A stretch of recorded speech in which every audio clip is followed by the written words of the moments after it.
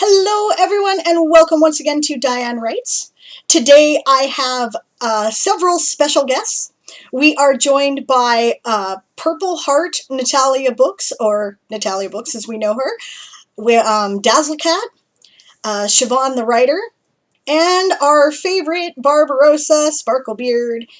And we are planning on discussing a new project that's still in the development stage here. So I think I'll turn it over to Natalia since she said that she would like to spearhead this. So, yeah. And now we can't. There we go. All right. Hello, guys, and welcome to this special stream. A few days ago, last week, we discussed that it would be fun to have fanfiction in each other's worlds. And since that, we thought it would be a fun idea, uh, I took a little bit the lead on that. Yep. She's like, I want to run with this. Give it to me. I'm like, okay. Yeah. All I did was get the whole thing started in the Discord, and then I just backed away. See, these are all people who, well, Barbarossa is like the cheering section, but this is the group that, well, except for Moonflower also was one of the people who started coming up with the idea. Right, so, yeah. One little please. Thank you. Yeah. I will be providing additional positivity. Yes. And yeah, and also Eli. Oh yeah, and Eli. With, yeah, Eli Quake as well. That's right. So this is kind of a Moonflower, the fanfic god, legit. Yep. Yeah. This was kind of a spontaneous stream idea. Natalia and I were supposed to get together and chat about this last night, and I passed out and forgot about it entirely and mixed up what time it was supposed to be at anyway because I thought it was earlier, and so we thought, what the hell, why don't we do it on stream, and we'll talk about it, and we'll invite the other people who had something to do with it or people who are interested in getting involved in it to chat about it. So you're welcome. Yes, good idea, thank you. Yeah, that was totally Siobhan's idea. Yeah. So yeah, what do you see as the vision for this, Natalia? Like, what's your idea of what the outcome will look like? The outcome, I hope, is seeing our worlds, literally the children we make. Let's be honest, we spend almost as much time on this world on raising our own kids. At least I hope. To rule in other lands through somebody else's his or her eyes. So we can also learn about what maybe is missing, what is something we don't see anymore in our roles. That is something I hope will become out of this. I'm personally a big fan of fan fiction because of that, right? Because people who are writing, who aren't the original author, are going, hey, have you thought about how these things connect? Or, hey, we'd like to see more about this person. And that's awesome because, it lets you get a whole different perspective on things.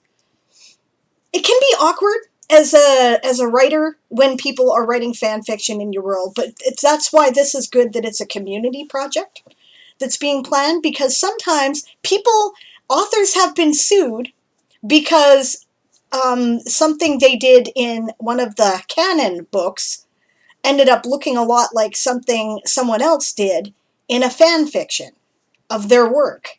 And that sounds absurd to me, but it happened to Mercedes Lackey.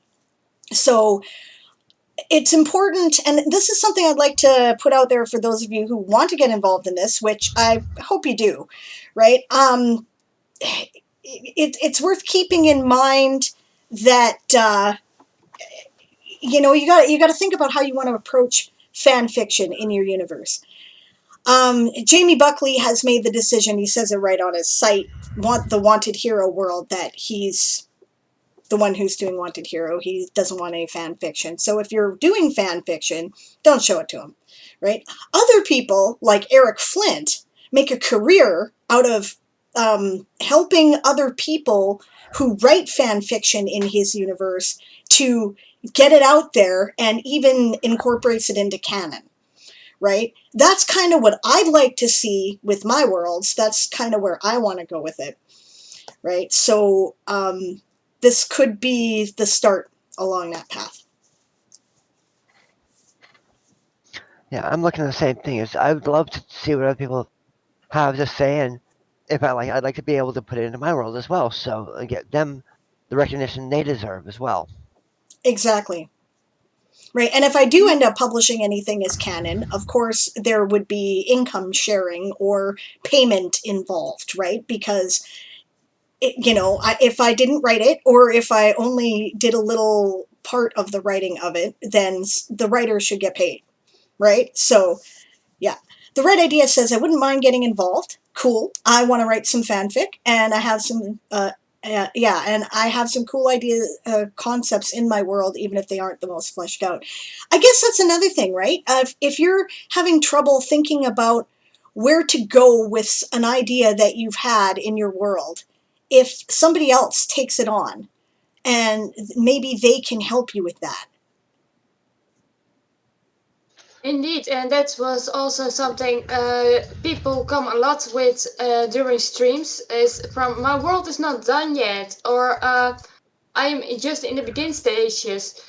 If you have a source material, like a book or something, you have almost done the world building. The only thing you need to do, what I hope people are going to do, is order it. But if you have a source material, we can tap from it. Like a book or something that they have. I agree. It does not. I think because we are having a growing community, it does not have to be a world and full world. It can also be a book that you wrote.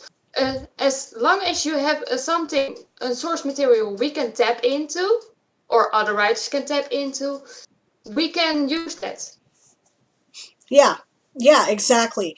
I was a little concerned about the idea of trying to work with a world that isn't like fleshed out, but then on the other hand, like maybe that's part of the point. Maybe somebody wants their world to be a bit more fleshed out and is looking for other people to contribute to the ideas for that. And hey, if you like something that they're doing and you want to seize on it, that's great.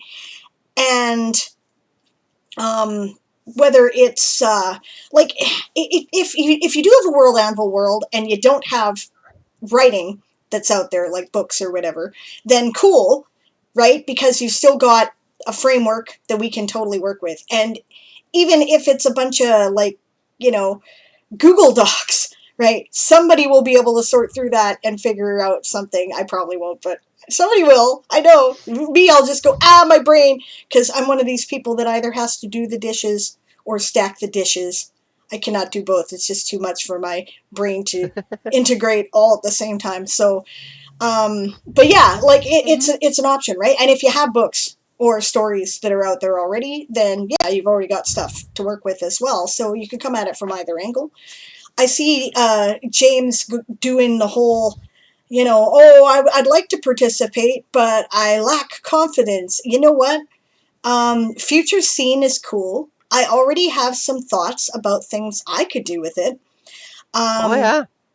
I would have to ask you some questions to see whether or not that would be feasible.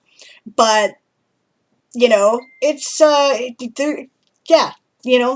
don't worry, right? If you're interested in getting involved, and that's the other thing, are you requiring, Natalia, I'm not sure myself, like, does everyone have to contribute a world and a story, or can people just decide, I don't have any confidence in writing a story, so here's my world if you guys have an idea, right? Or someone going, you know what, I don't have a world that I want stories in, but I'd like to write for other people. is that okay for people to get involved? We haven't discussed. This is all still in the very early planning stages. So Yes, it is something that was already on my mind. Because not everybody is so involved in world building as we are, or as writing as we are.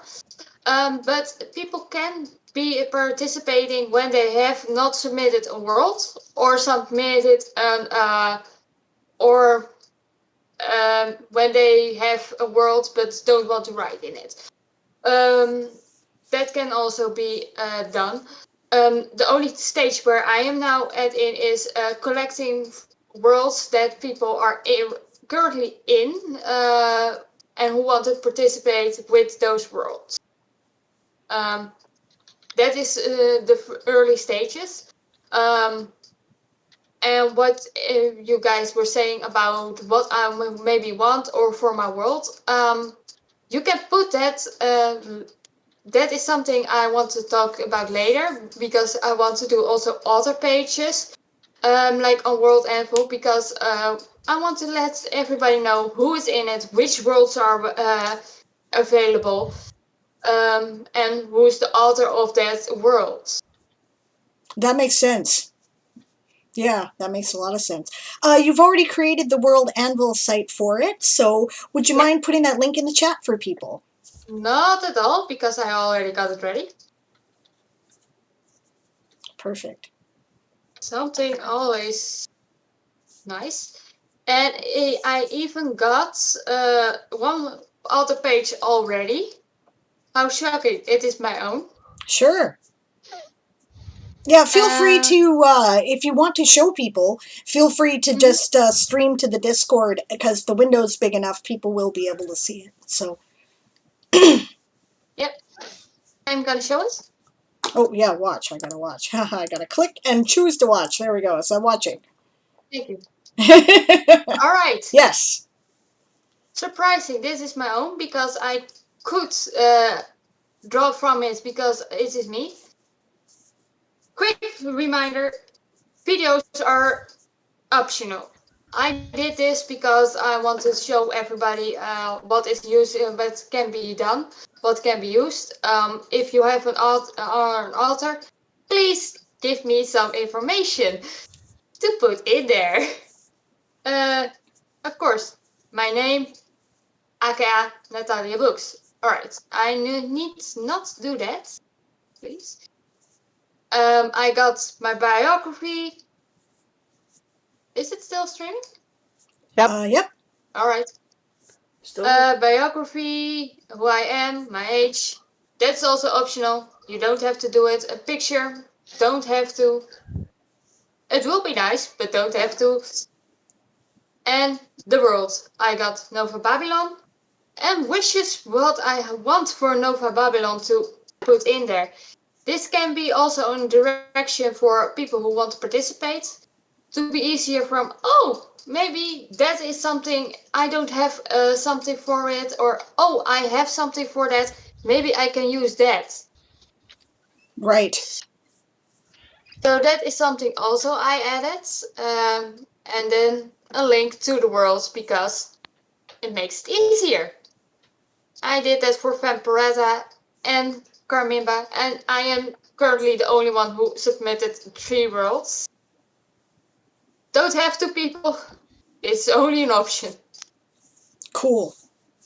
Thanks, actually, for showing kind of a layout of what people might expect and what information they might want to contribute. I did a press page on the Toy Soldier site.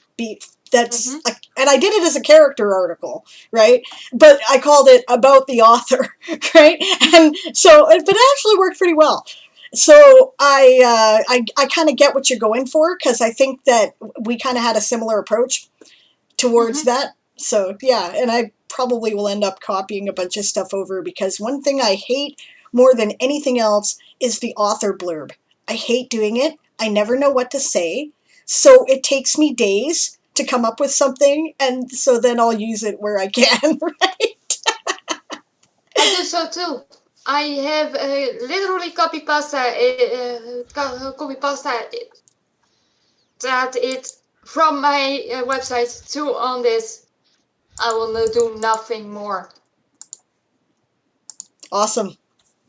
Yeah, so it doesn't have to be complicated, is basically what you're telling people. But they can include as much information as they want.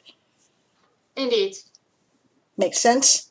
No, it's cool. I approve of your approach. I like the look of the site. I like the theme you've chosen because I think that's a good one for, it doesn't really matter what the genre is. It kind of works. So that's cool because, of course, there'll be different genres, right? I think the vast majority of us are fantasy-ish writers in some way, but that doesn't mean that that's the limit by any stretch of the imagination. If somebody's doing like a detective noir world, give it to me, man. I love that shit. I can't wait to write you a story.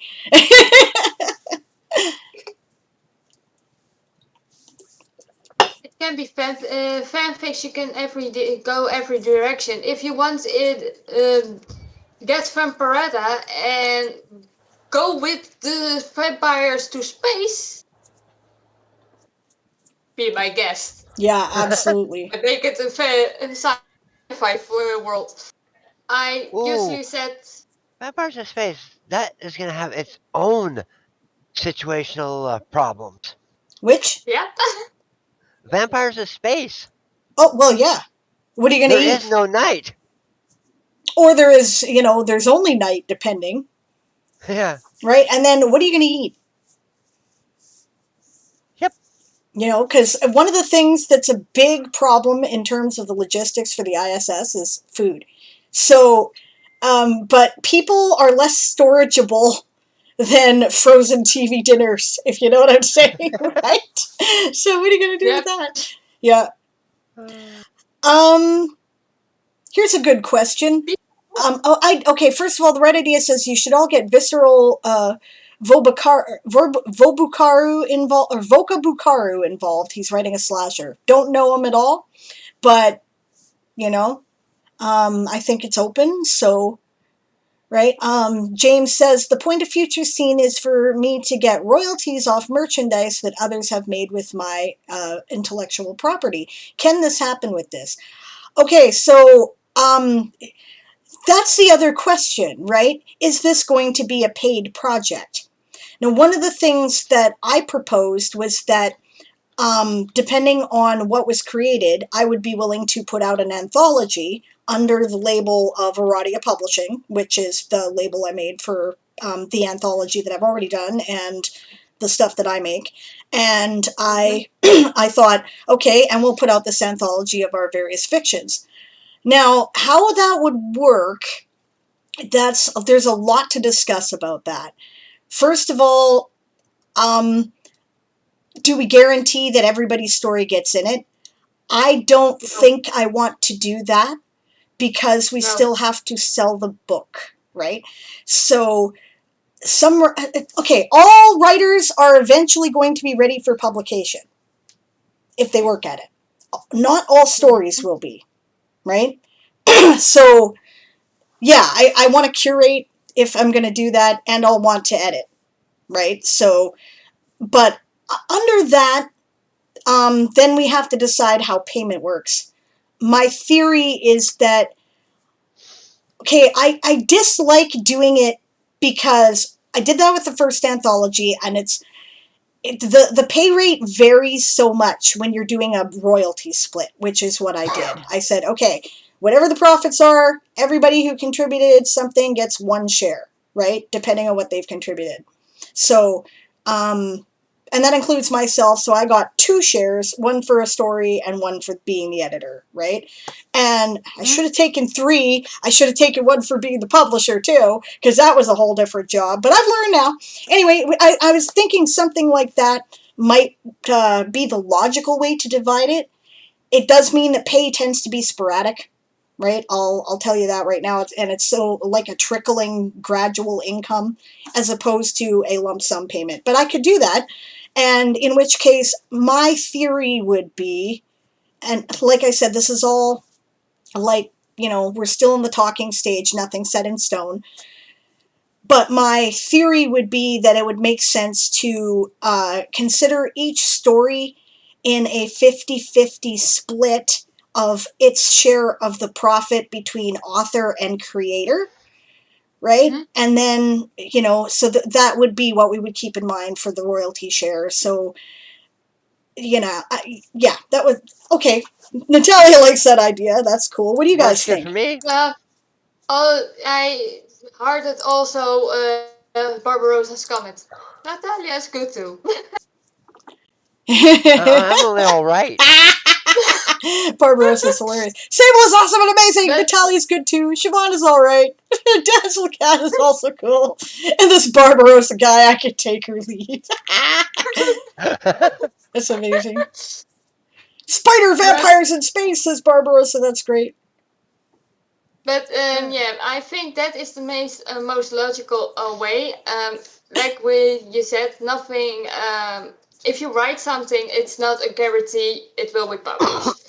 Let's be honest. Some things can be written, and sometimes the writer in question of the story don't want it to be in the anthology, and sometimes the creator of the world Right. says it is fun, it is a great story, but this does not jumpstart my readers. This does not something for my world.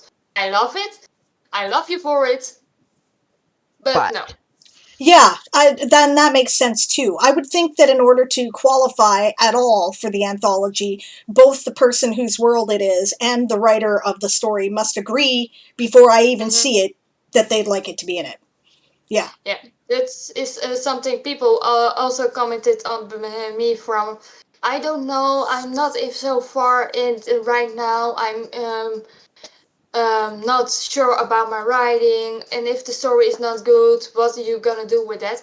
Simply, we leave it up to the writer, the creator of the world, and yourself, if it is gonna be published or even be recommended to put in the anthology, because it is something also we have to discuss what you want from out of the project, but everybody's personal objectives is also different. I love to see some fanfiction of my world, but somebody else who is now applying a world does not want that. And that is also a possibility. Yep. Yep, makes sense to yeah, me. I would love to see fanfic in Corrigenda. I think I've got it fleshed out enough that people can actually go, "Oh wow, I can do it here or here or here or here or here," and it doesn't have to be in any one spot because I've got a little bit figured out in almost every human kingdom. There's enough on the Fae, and the dragons are sporadic anyway. It was There is enough to work with that. I have What was gone. that? Sorry, I've Barbarossa? Sorry. hand raised. I was just talking with Siobhan and Moon yesterday that one of the things that's great about my world is as I'm building it right now, but my main focus is 1800s. I would love to just write out the entirety of this world's 1800s. But as I build on that, I could totally have fan fiction be like, well, what was the Roman Empire like in your world? Or what was like the history of like this point? Because it's a magical fantasy world, industrialized with dragons, dire wolves, that all are helping move this industrialization forward. So I just love to have people come in like, okay, the colonial period. What's happening there? I don't know. Here's a Put it country. up. Figure out. Sign in the form. Like I said, you don't have to write a story yourself, but you can put up your world. Give it up. Is this your rifle mage bit there, Barbarossa, you're talking about? Yes, it is. I would totally love to write something in your universe. I really like it. I could totally see some stuff. Yeah. Yeah, definitely. I literally we wrote a money article today because Moon could figure out how much a cup of coffee costs, and now we have a whole system of how money works in the country. Figuring That's out the actually really currency is important such a pain in the ass, isn't it? I found it such a pain in the ass. Sorry. Yeah, it is. But unfortunately, yeah, the currency and the monetary values of things are essential in world building, even though they're such a pain in the ass and a minuscule side note to the actual Yeah, world building. because like for me, I'd love to have phrases like "You owe me 500 Adon," and he was like, "Oh my god, that's so much money," and he just hands him like a dollar bill, and it's just like, "Oh, so in this world, 500 Adon is like $5." Yeah. Yeah. Yeah. Okay, just a sec here. I'm gonna catch up with the chat a little bit because there's some good stuff going on. And by the way, hello, MJ Quigley. I saw you come in. I just didn't want to interrupt. And yes, okay, we'll put the spider vampires in space back for you. Barbarossa already did. Bitzer K is lurking in case of Game of Tomes. When does that start?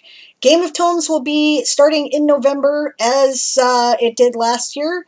It will run in conjunction with NaNoWriMo as it did last year, although you do not have to participate in Nano in order to do Game of Tomes. We are going to use the expanded rules of what was qualifying for word totals from the Tourney of Tales, however. It means we will allow Nano Rebels. You will be allowed to edit as your participation. And there's going to be some more switching around of some of the major houses because unfortunately, Danny's surgery was delayed. She is still going to be in recovery in November. So House Apis is once again down for the count, and House Avis has bowed out for this time because Chris is involved with college, and it is really grueling right now.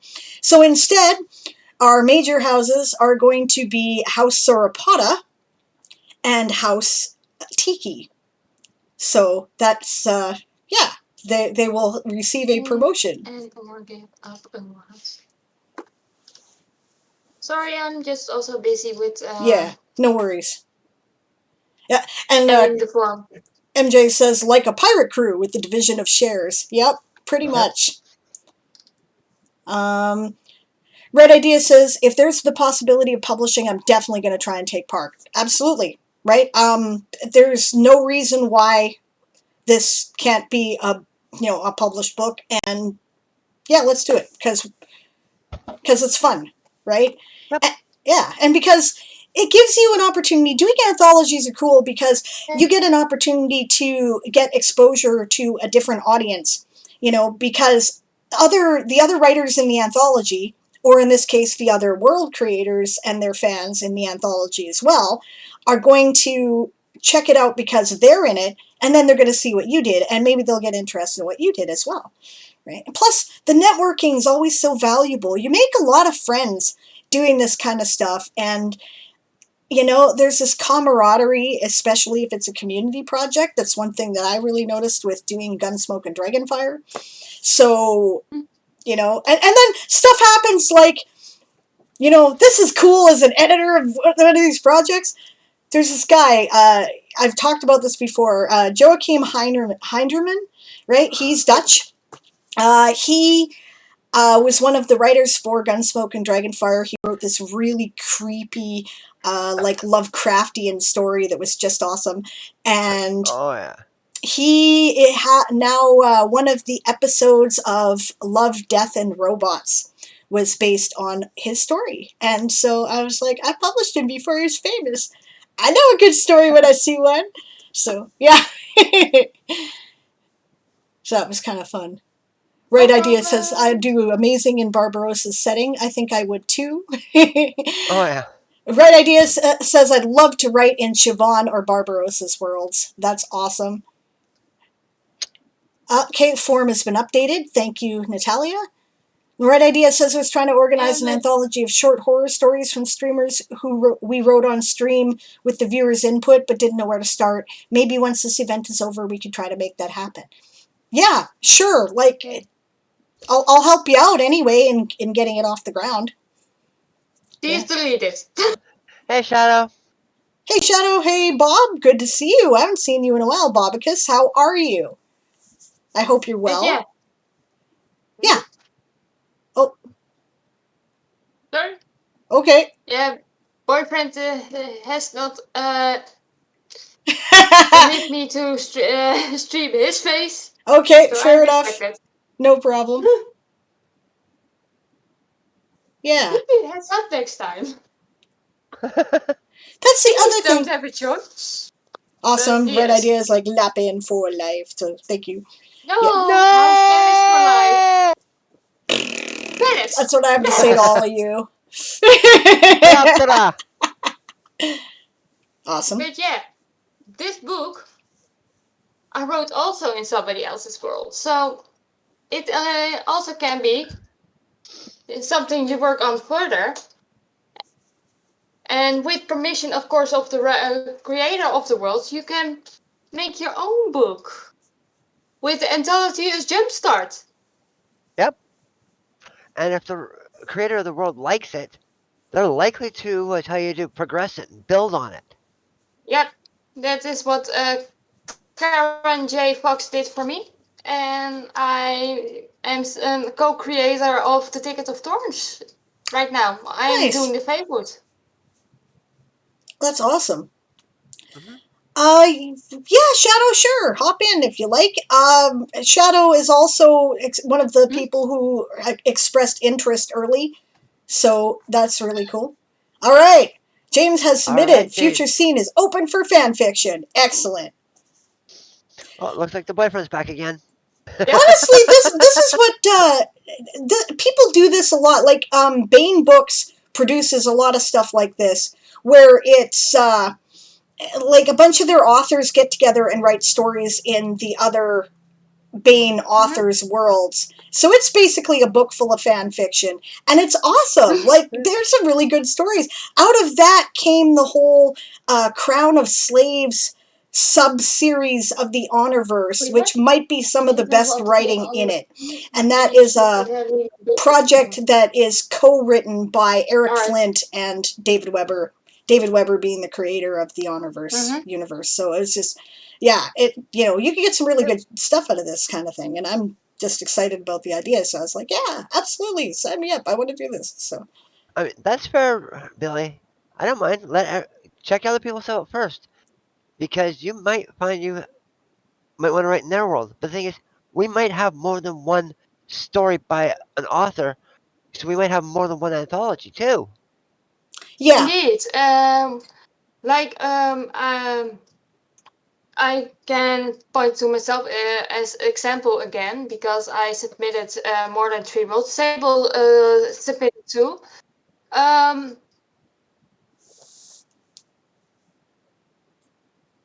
So there's something lighting up behind me. Sorry about that. But yeah, it can be that you have find like I'm gonna use Sable for now for the example. You want to write a story in the Toy Story saga. Hello, Game of Tomes. Nice to see you. Huh? Speaking of, in other news, Game of Tomes now has an official Twitch channel. We are going to use that to do all the result streams and all of that. And we will host whoever is live during the course of the events. And yeah, you can sign up to that at twitch.tv/game_of_tomes. Right? So that is something that Moon suggested to me this morning, and I said, yeah, it's probably time we do that. So Moon took it on, right? That would be That was Moonflower. Moonflower, right? Who is doing a lot of our web stuff. So I really appreciate the fact that they are doing that. That's great. It is indeed and also great news because it is so much fun, and now I'm gonna participate as an Participate as a streamer, doing it, yeah. Yeah, Awesome. which means we got to get you to affiliate. Oh wait, you got affiliate, didn't you? Yeah. Speaking I of want to get Game my of Tomes, emotes. Congratulations. Awesome. speaking of Game of Tomes, the website is undergoing some relatively major updates at the moment. Sorry, Yeah, you showed that. Yeah, I'm updating the CSS theme with very minor stuff, containers, and the loud box is currently not working. So I am switching all the louds to containers. Ah, All right. fair enough. Okay. It looked great what I saw this morning. Moon's been kind of filing off all the rough edges of our hastily created site from July, and it's starting to look really nice. I really like their choices of like the background and the font arrangements, and and I like the new containers. I think they look very good. So much less chaotic when you look at it, actually, so it's easier to go, oh, okay, this is what I need to know. So that's cool. Any suggestions for containers? This goes out to everyone. Just PM them to me, and I will probably put it in. Yeah, 'cause I noticed it looks less cluttered now too. Yeah. How many people do we have in the chat currently? 1, 2, 3, 4, 5, 6, 7. Okay. I'm happy to have anyone in the chat who is interested in talking about it, but I don't want to have them all at once because it gets very difficult. The software is just not up to a bunch of people talking at the same time.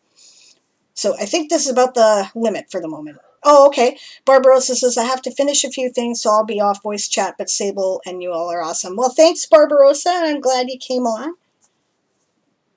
Okay. Okay, bye. Shada's gonna eat, so we'll leave chat and come back, I assume, which is cool. Anyway, I'm sorry. We got way sidetracked with the Game of Tomes stuff. I mean, it's important, but let's get back to the current project. Yeah. So,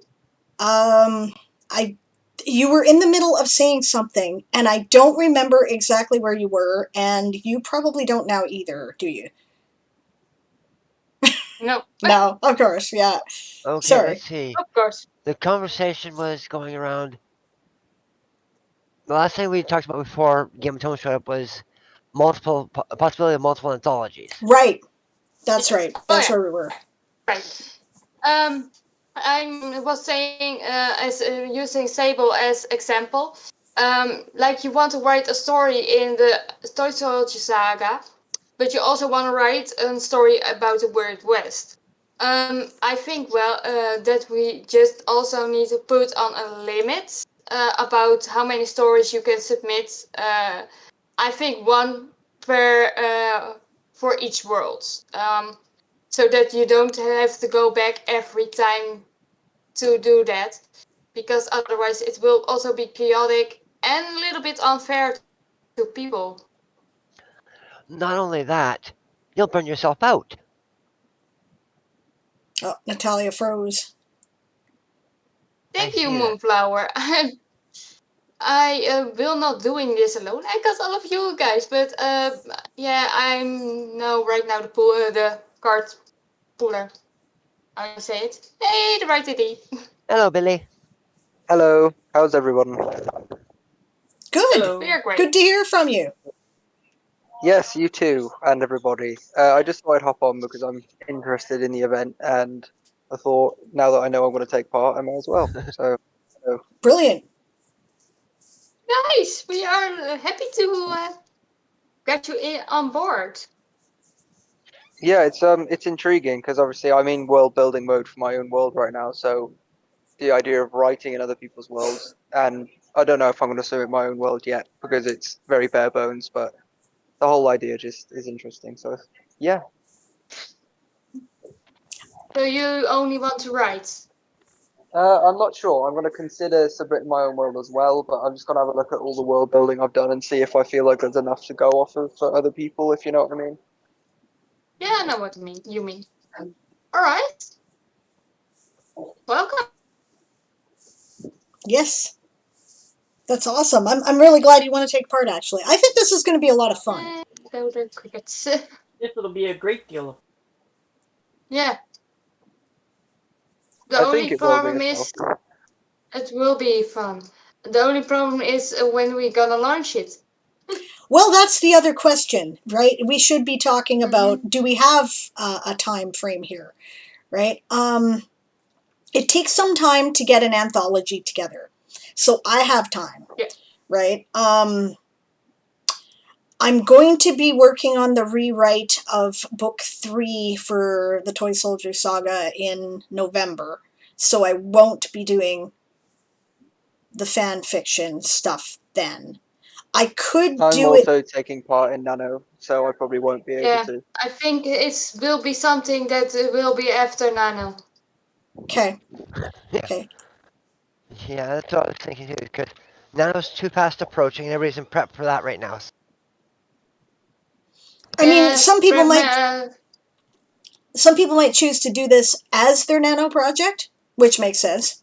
No reason why you Yeah, can't. that would makes make a lot of sense. sense. Or your Game of Yep. Tones project if you're not doing nano, and that's cool. It's just that I already had a plan, and I think other people at this point probably do as well. So probably we shouldn't say right. On the other hand, I could see it doing it as my 31 days 30 or 30 days 30 stories project in January, or 31 days, yeah, right, because 31 days. yeah, because I'm gonna do that again, and maybe instead of doing the prompts, I will write the fan fiction stories. Right? I could do Maybe, that. Right? And then the other thing, maybe we can do it. That's, yeah.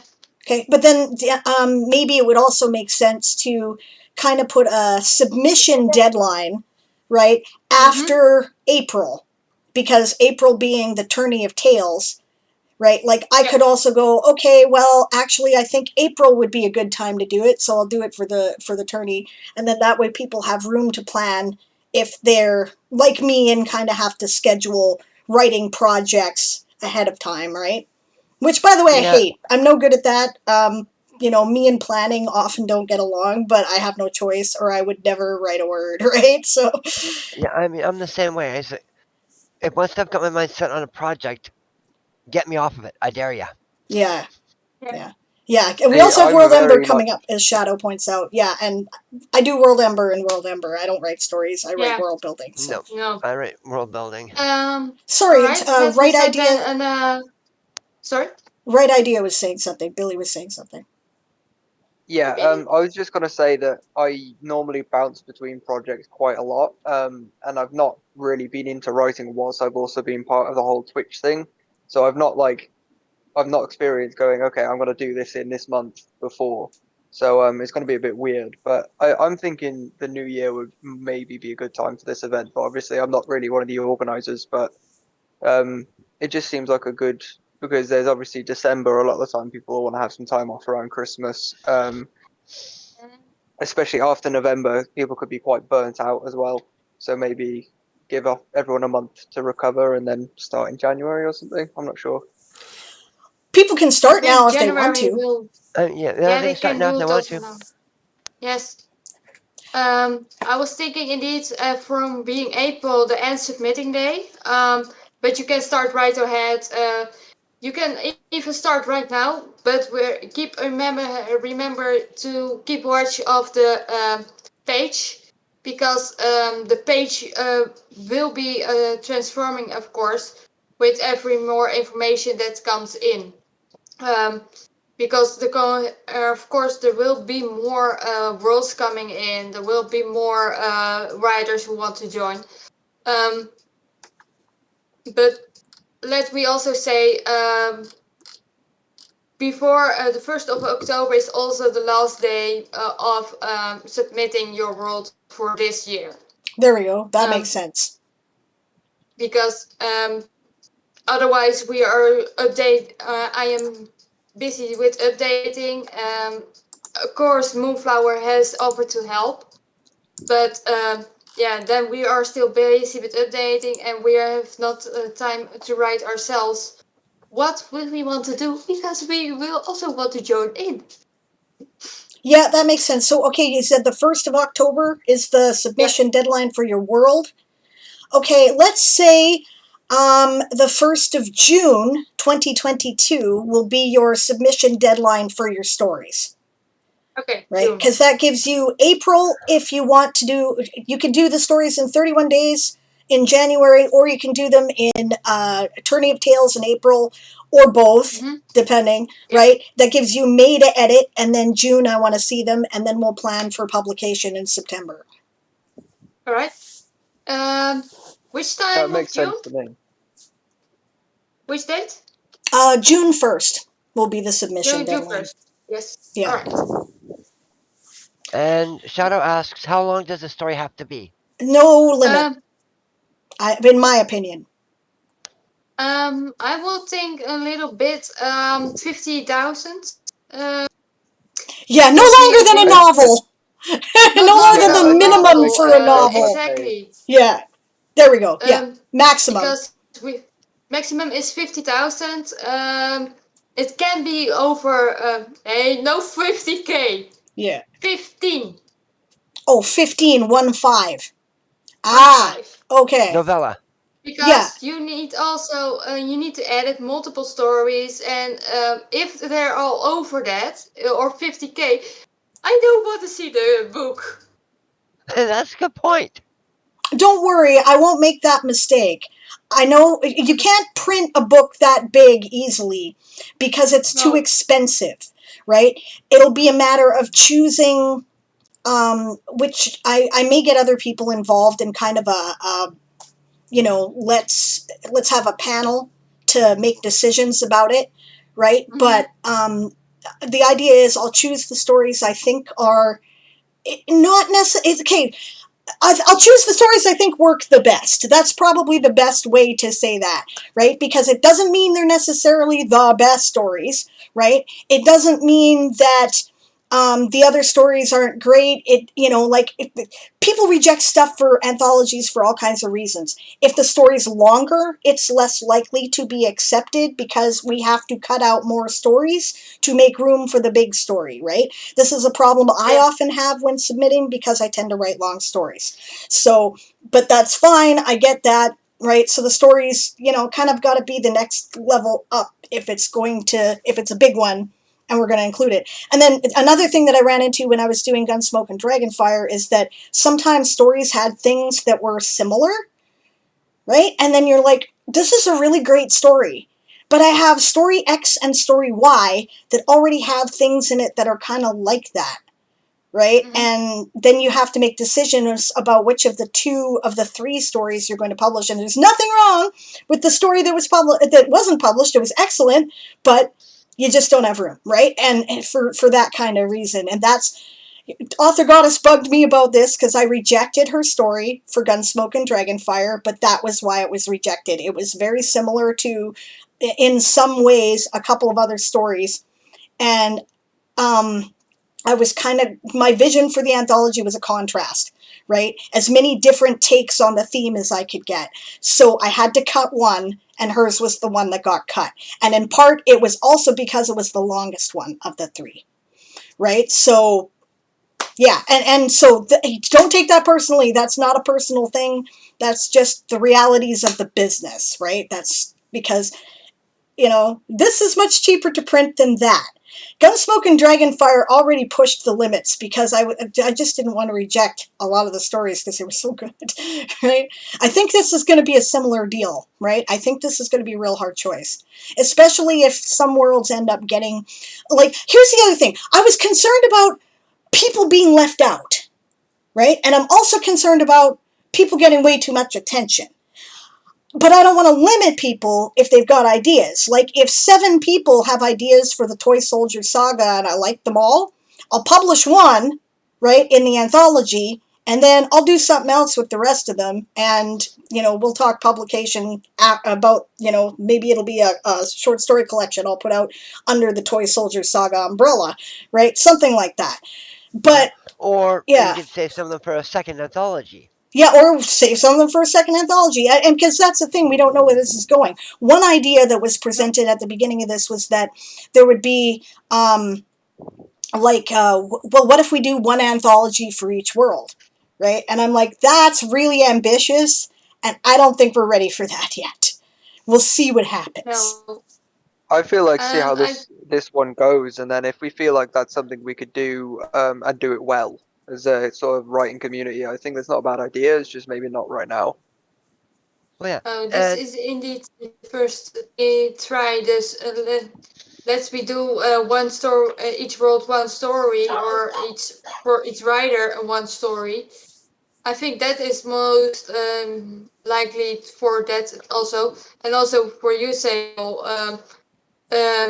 For rejecting it, also contact the writer, creator of the world, and ask their opinion also.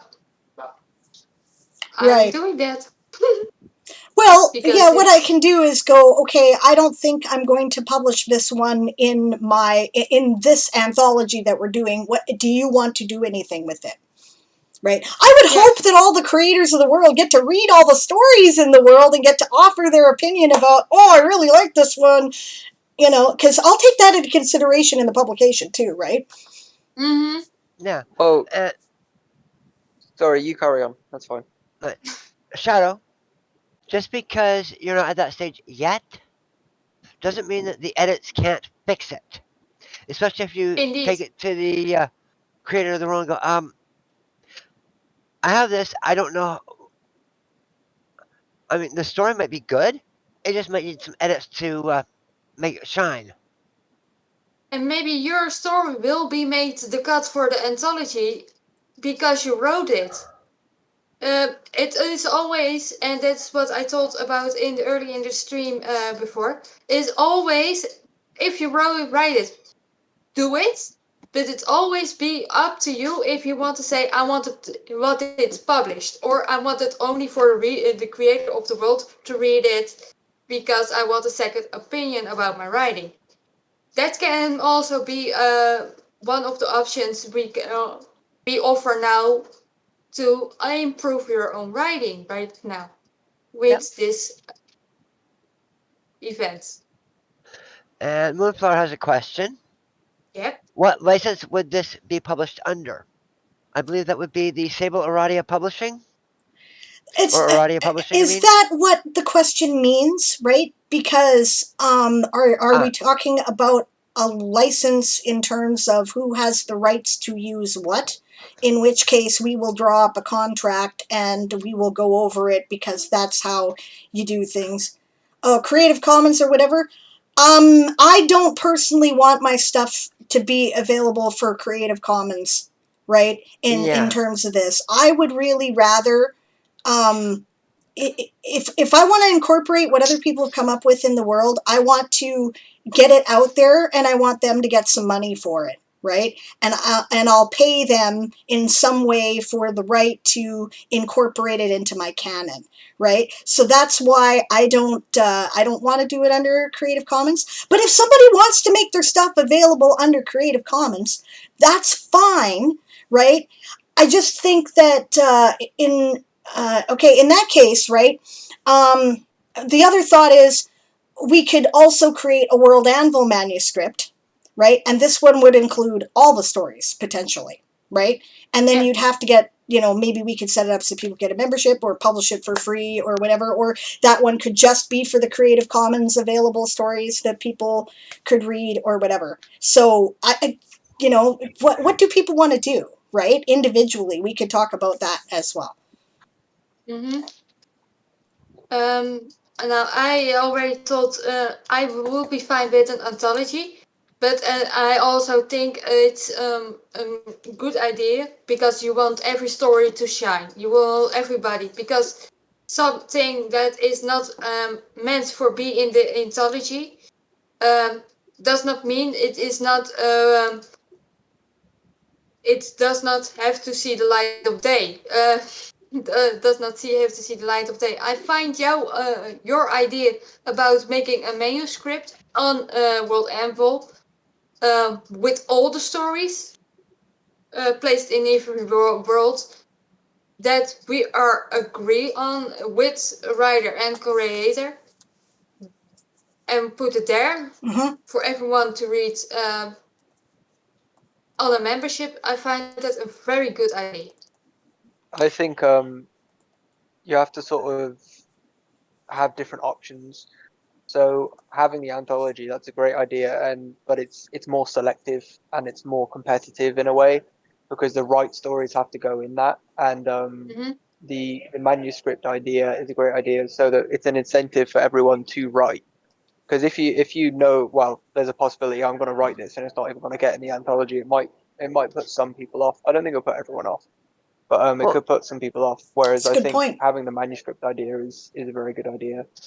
and the other thing too is you could discuss it with the creator, and the creator could put it into their own Their own manuscripts universe, yeah, their own and their own manuscript or Yeah, something. universe, yeah, and in their still own world credit and their world.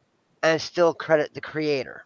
Yeah, exactly. Right. Which is kind of what, ultimately I hope to do with a bunch of the stuff that is created in my universe. Because I want you guys to get paid, and I don't want to be forbidden from using it. Right? True. Like that's what I get out of it, right? I get, oh, this is great stuff, and I think this would be fun to put in my world, like the space goats, right? I love the space goats, it's cool, but what if they said, no, you can't use this, it's in, because I created it, and it's, like, because that happens, right, in fan fiction. We were discussing that at the beginning of the stream, actually, Moon, which is a good addressing of your point, right? They're asking about the licensing because rights are an issue with fan fiction, and this anthology needs to have the legal stuff in it figured out. Yeah, so we're going to have to draw up some kind of contract that says, I, as the creator of this intellectual property, give permission to the writers in this anthology or whatever we're doing to write using my intellectual property, right? And then the writer says, depending, and I give permission for what I create to be used by the creator of the intellectual property, right? We There's know a good lawyer for to put up the contracts like a contract like that. we might go looking at a lawyer, but I think that I'm an official member of SIFWA now. They have a lot of resources like sample contracts. One Mm-hmm. thing that I think might make a lot of sense for this is using a right for hire contract as a model. This is what game developers do a lot when people are creating stuff in, say, the Forgotten Realms, right? Or when they're putting out stuff in gaming and they get someone else to write, an adventure for that setting or whatever, right? So that might be a good model, right? But we'll look at that and make sure it's all, it's all in order. I don't want anybody to get screwed, and I don't want any bad feelings here, right? We're all friends, and I'd like us to stay that way. So let's make sure we have all our asses covered. Well, we have lots of comments and it's like, Games Jim, we need you. And I'm James goes, thinking about I I think was same really thing. thinking about him. Yeah. Well, yeah. Cool. Yeah, Yep. because He is a he's a lawyer. lawyer. We got him already in the pocket. That's a good point. You know And what? his I'm sure envelope. Games will not mind us asking his opinion. So, No, yeah, we that's a can good draw idea. up the contract and he can look over maybe some add something or legal stuff. As long as no author does Disney and blows up the AU of Extended the world. universe. Nope. Yeah. We will not do that. Let us be clear. Disney is crossing up sometimes some lines that are very blurry. We are not Disney. We No. are small. Yeah. And we No. want No. to No keep evil that way. corporations here. Nope. I think that one thing is that if a story is going to appear in an anthology, then in addition, like I said, the creator of the universe that it was written in has to okay it, right? Yeah. So that's I not agree with that. blowing it up. Mm-hmm. Yeah. Because it could be a great story, but the person who created the world which it's in might not. I don't know. It's like it's your world, so you don't necessarily want it to be out there officially as sort of canon, as you guys say. Um, so yeah, I think their opinion definitely needs to be taken into account. Well, yeah. I mean, there might be stories that I might say, "Oh, this is great." They took ideas from around it, but it doesn't quite fit. That's Yeah, indeed exactly. does quite fit. That is also indeed that's why creator and writer has to be transparent to each other. We can also indeed all say from, all right, this is a great story. It only just not fits in my world. It is something that can be and something that also can happen, but that is something that it will not be in the anthology. So, words, but maybe in the manuscript, because it's also something. It's just a story that is being written, and it can shine as no other. As I'm gonna pull out a really good book, um, Hello, like the Da Chris. Vinci Code. it can shine like the Da Vinci Code, but does not fit in your world. Yeah. Then it goes to in the manuscript, or you give permission maybe to from explore more about this story and go run with it and publish it. Just mention my name in the flap behind it. It's the world of Purple Heart. Oh yeah. Yeah, absolutely. Be free with that. But that is something what the creator needs to decide. We are not gonna put ties on that. Yeah, Hey, Eli. if both Hey, the Eli. writer, hi Eli, you're welcome to join the convo if you want. We're discussing, Yep. and this is also for Chris's benefit, who just came in. By the way, if you're not following Chris yet, please go do that. ECC Books on Twitch. He just started out as a writing streamer. He's an Andalite. For those of you who don't know him, I'm sure a lot of you do, right? And he was really cool this morning. I caught his second stream, and I think if you enjoy this stream, you will probably enjoy his stream. Right? He's he actually, I found out today, he's a professor of creative writing, right? So I'm sure he has lots of stuff to offer that is valuable and useful information in honing your own craft. So yeah, and he was cool, and it was a good convo. So you should check him out. Yeah. And yeah, what we're talking about is we had an idea a couple days ago. Natalia is spearheading the project. I'm going to be kind of managing the publication aspect of this, right? We're going to put together a fan fiction project where you submit your world and say, I would be happy if people would write fan fiction in my world who are involved in this project. Then we're going to write the fan fiction. I'm going to curate and edit the stories that are going to be put into an anthology, and we're going to publish it. Right? That is the plan. So, and we're kind of hammering out the details right now as we go, because this is all a very new idea. It's only been around for a couple days. I'd like to input something very quickly. Oh, yeah. And that the community feel of this project is very cool. And if it works out, which I think it could, especially if we're all open and honest about every single part of it, so there's no shady business going on. Not that I think there would be with you guys, but But I think this is something that we could do in different projects down the line, and I think it could be something very good for both the Twitch community and writers in general. I think it working with other writers is always very cool, but it just creates opportunities and spaces and stuff. Oh, and this gives me a good segue. Writers Con is coming back up again this coming June. It is.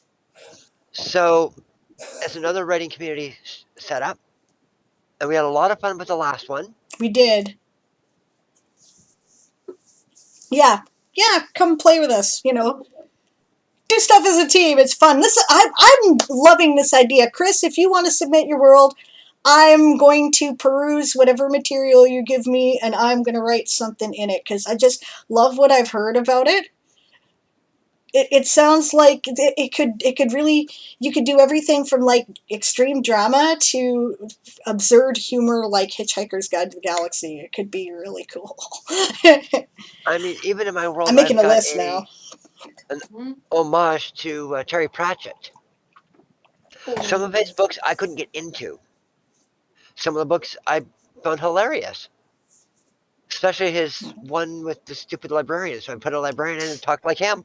I'm sorry, Melody. Hi, I didn't see you sneak in. Go follow Melody too if you haven't followed her yet. She's an awesome writing streamer as well. Yeah, sometimes I just put for those who came in the chat and were wondering why I put a random link in the chat. This is the link towards the world page for this project.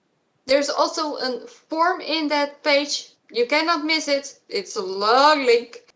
You can sign up with your world, or if you don't want to implement your world, you can also just say, I want to write. Then we know you're a writer.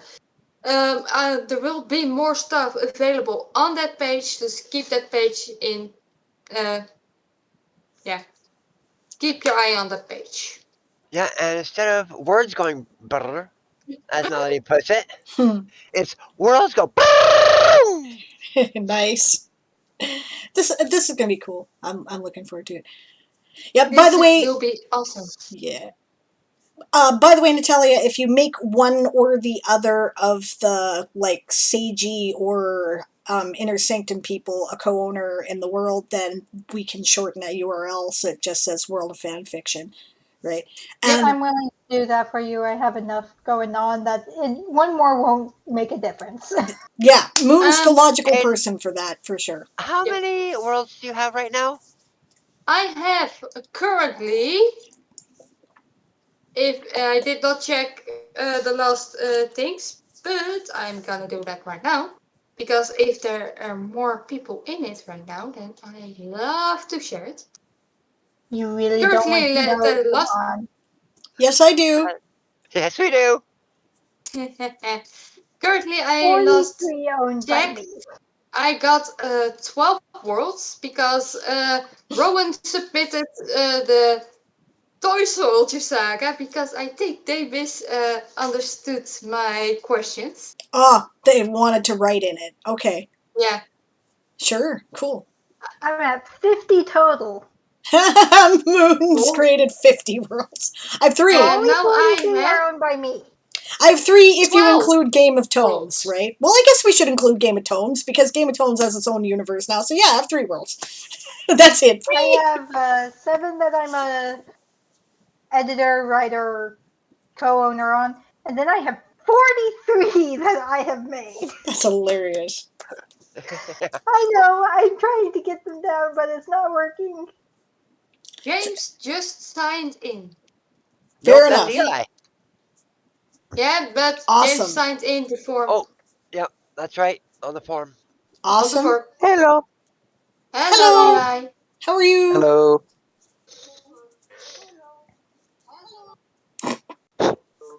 I'm So good. Echo. Oh, I just have to contact Oh, Rowan if they wanted to give up an own world or only write in it Rowan? before I make it an official page.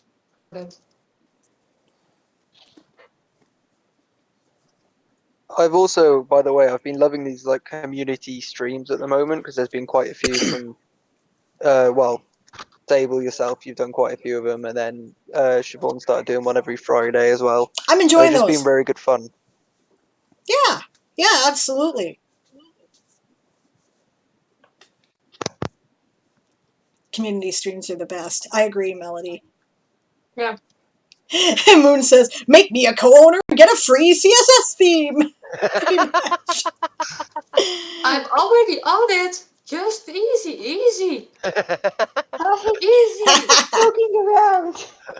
Sorry. I'm just I Exactly. joking cannot around, talk don't worry. and work at the same time. Sorry. Chris, I totally I'm agree with you. just joking. They're definitely fun. It's nice to see team ups of creators, as it were. Yeah, I don't ever. I love collaborations. I'll almost never turn them down because it's always fun and you always learn stuff. Yeah, and I think we should have. Oh no, go ahead. I think we should have like one clear step while we're writing our stories and that is Okay. that you take it before you submit it to anybody else. You take it to the creator, and then if they say, "Well, no, this isn't going to work," then they help you to make the rest of your story work, so that you can still have a story, and then you don't have to worry about, well, no, I'm going to reject it because it doesn't fit. Instead, they'll say, well, I'm going to help you make your story fit in my world. I Type thing. think We should have like one deliberate step before we turn it in where we talk with the creator. Yeah, I agree. Yeah, I think that makes sense. I'd like to see that kind of an ongoing communication. One thing I know, because people have been creating stuff in the Toy Soldier Saga, is sometimes the little details that I see in my brain that are important or will become important later are not understood either because I haven't written about them yet or because I did not make it clear, right? So, and that doesn't matter when you're reading it. but it does matter when you're writing it. So I kind of see a back and forth working with the people who are writing in your world. I think that's only fair. And, like Daz says, exactly, an ongoing communication to go, hey, let's make this fit, right? But to be fair, sometimes people will come up with ideas like that weren't how you envisioned them. And then you think about it and you go, but that actually works much better. And I haven't made it official yet, because here's how it works, guys. If it hasn't appeared in a published book, it's not real yet, right? That's how my canon works. If it's once it's appeared in a published book, it's set in stone. That's it. There's no changes. I am not George Lucas. I am not going to retcon my universe. I think that's bullshit, and I'm not having it. I But know. It's not like J.K. Rowling going, Dobby was gay or whatever. Like he just exactly, goes and puts all these details in. I'm not having that. But if it's still on the website, right? Like if it's on the World Anvil world, or if it's in an unpublished story, it's fair game, right? And if there's things that are that weren't what I thought, but sound like they were what I thought in the stuff that is published, I may make those changes too, but nobody will know except the people behind the scenes, because the readers will never notice. So that's my personal rules. There was a thing me and Siobhan were talking about, that if I'm focused mainly on the 1800s and anyone writes it's elsewhere, it goes different than what my thing is saying, we can just say, well, that's how they understand that event in history, because it has been like 100 years or so, and that book has been rewritten 500 times by now. Right. Well, the history books aren't actually very accurate, even No, they're in not. real life. So That's why we were discussing that, actually, is because history has a problem with being recorded correctly. history is written by the winners. History is complicated. People will always offer their perspective. Yep. Consider the two different books that will be written about this time period in the United States by two people who were on opposite political parties, right? It's always a version of the truth. I honestly, whenever I think of history and trying to predict it or change it, I'm always reminded, and it's a very famous picture of Truman holding up the newspaper that says Dewey wins presidency. If you guys don't know what that was about, that was literally him. Like, they had printed the newspaper before when they said that Truman was losing. They had already printed the newspaper that President Dewey had won. Uh-huh. But he didn't. So it's a very famous picture, and I love it. Oh yeah, I get you now. I get you. Yeah. Or how? Oh no, never mind. Not important. Go ahead. Well, I was just saying, like whenever I think of history, like little things like that will, like, what that picture represents now will be different in 50 years.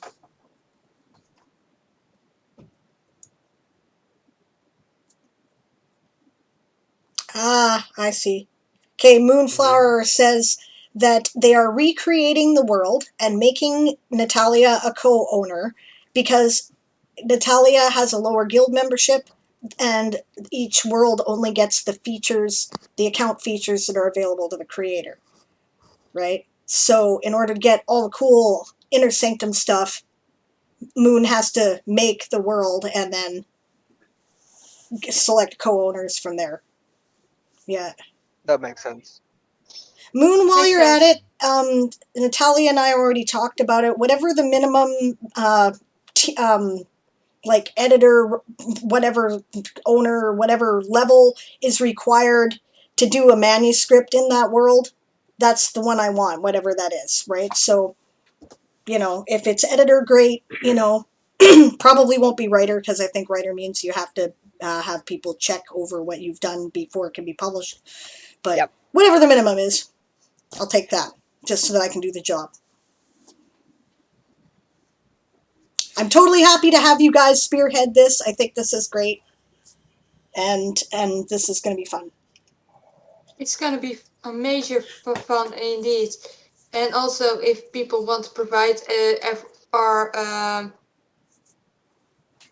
also our the information we have we want just for had something or we need like indeed an author bio. We need a little bit bio of your world because you don't gonna have a jump start about a world you don't know. You don't gonna write about it in a world that you only see a picture of and say, it's not for me. Make it a little bit interesting. Treat it as a book. Treat your world as a book. Make it interesting. Make it a bit interesting. And make a little list of wishes what you want to see in the world. Make a little, how you gonna say it, a jump start for people so that that the bar is set lower to jump in that world than it is by from all right, I'm coming in a new world. Where to go now? Where to go now? Yeah. Yeah, that makes sense. I mean, I think I've got a lot of information there. I also, because World Ember for me this year is going to be focused on characters, that might help people for come January or February, wherever they want to start. Mm-hmm. People get ideas from different things, right? Some people are Yep. about the process, right? Isaac Asimov is about the idea. To be honest, otherwise he's not a terribly good writer. Like he, as far as the craft of writing goes, all the stuff that they say that tells you that this is what makes a good writer, he ain't it. His language isn't beautiful, right? And his characters are kind of flat. But They are. holy fuck, his stuff's great because he's all about the idea and communicating the idea and following the, whatever his character is through the revelation of the idea is worth reading the book, right? Or some people are all about the character, right? I think I'm sort of a character writer. I think that for me, it's about the people, right? So I think that you get interested in who my people are and then you care about their story. But, some people it's about the setting, right? Some people it's about the plot, right? And all of these are valid things. And so I don't know. What I'm saying is characters may be helpful, but your ethnicity series you did last year might be just as helpful to someone, right? Yep. So, yeah. I mean, that's what I'm saying. I've already got the ethnicities. Now to work on the characters. So, and I mean, I've got myths and stuff hooked up to it. So if somebody wanted to write something that's pertaining to, say, one of the myths or something like that. Yeah. See, for me, for my world, originally it was like the original idea I had about the Well of Souls or whatever. That was what started the whole idea, and then since I've done serious work on it, it's all become about the characters and their journeys. But the world building is the thing I find the hardest at the moment, is because it's like literally creating something out of nothing. But the point is I've got ideas out of really weird places. Like I went to pick up a Chinese takeaway, and the floor of the Chinese takeaway shop looked like the battlements of a city, and it's become the main city in my world. But the original idea was literally just me going to pick up some Chinese food. It's strange. Writers get ideas from interesting places. Yep. I mean, I plan on doing historical stuff in my world. But if other people want to do that as well, by all means. By the way, hello, Author Goddess. Good to see you. We are discussing a project by which we are writing fan fiction in each other's worlds with a goal to, just, well, depending on different goals, but one of the goals will be to create an anthology. So, I would enjoy very, very, very much if you wanted to get involved with your rune spells world. That would be Oh, cool. please. I will take off with some shit if you let me do that. Probably historical stuff, because I think you can only have one hero at a time, right? I said I was in, still am. Natalia, would you please post the Google form again for people who want to participate to officially I sign up? already got the audit. Just a moment. Shorten the URL, please, because it is a long URL. Thank you very much. Author Goddess is still Have, in. Yay! have we thought about sort of marketing the anthology? Obviously, that's very far into the future right Nope, now. haven't I'm thought of just it thinking at with all. No Nope. ideas. well, I was thinking just with World Anvil itself. Obviously, this is because it's to do with people's worlds, and I think Mhm. most of the people involved will probably be part of the World Anvil community. I think maybe it might be worth. I'm not really into the World Anvil stuff at the moment, so I don't know how you go about contacting them and stuff. But it might be worth. They might well want to get involved in the marketing of it or something. Yeah, pretty much a given, actually. I am absolutely certain that Janet and Demi will support this idea 100%. They especially like things that build World Anvil community, and clearly this is doing that. And, yeah, they've been really supportive of, obviously they've been really supportive to my book release, right? Yeah, like that. With Yeah. Moon, with the number of IS members, hopefully. Yeah, exactly. I would be stunned. They would probably be hurt if we didn't kind of drag them into it, to be honest. Right? I think they would Yeah, probably be really offended if I we didn't I ask. Yeah. did get that idea because they seem to be very involved in the community because they seem to really care. They So I just do. thought maybe it's something to consider. They might well do some marketing with it. Yeah, they sure would. No question about it. They would be all over this. Yeah. Yeah. Um, I will leave it up to the sages or the Anvilites who have their phone numbers correctly or their email accounts to inform them about what is going on right now. Don't worry, Moon and I got it covered. So, Yeah, you'll just throw Aaron under the bus with that too. Yeah. if I'm he wants to also join, he can. I'd like to consider maybe putting together a video because I did film in college. That's what I studied, and I've done quite a few. Like I've made documentaries and stuff, Hell and I'd yes. really Please like do. to once all of the worlds were submitted and maybe what a bit later into the project, I'm thinking of getting creators of each world to submit like a minute long video or something like that, just about their worlds and maybe edit something together. I'm just trying to think of different ways to try and get the word out there. Oh, But that's a I'd love to try and do something like that. please, Brilliant. please Please. do Please, please, because please. I'm the one who's been advertising the most about it. I would love to Hey! have more help.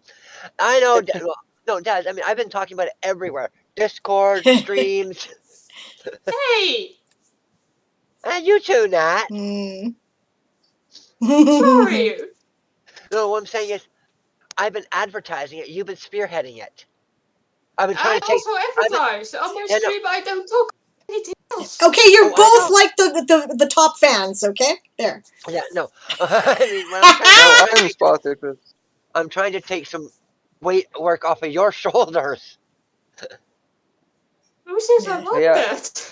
if Yeah. there's something that I can bring to the table to help, it would maybe be some marketing and stuff. Like I'm not gonna try Awesome. and say that I'm gonna be amazing at it, but I'll do my best. You and I will bash our heads together because that'll probably end up being our area, and we'll need to do the most coordinating on that. So, yeah, awesome. Yeah, Thank you. That would be great. I have no background in film. I think we could definitely benefit from that. I had a thought, by the way, about a video. So, my thought, okay, you guys ever seen that Templin Institute channel on YouTube? Mm-hmm. The Templin Institute? I love them, right? I think they're great. And they do this whole thing about we're investigating alternate worlds.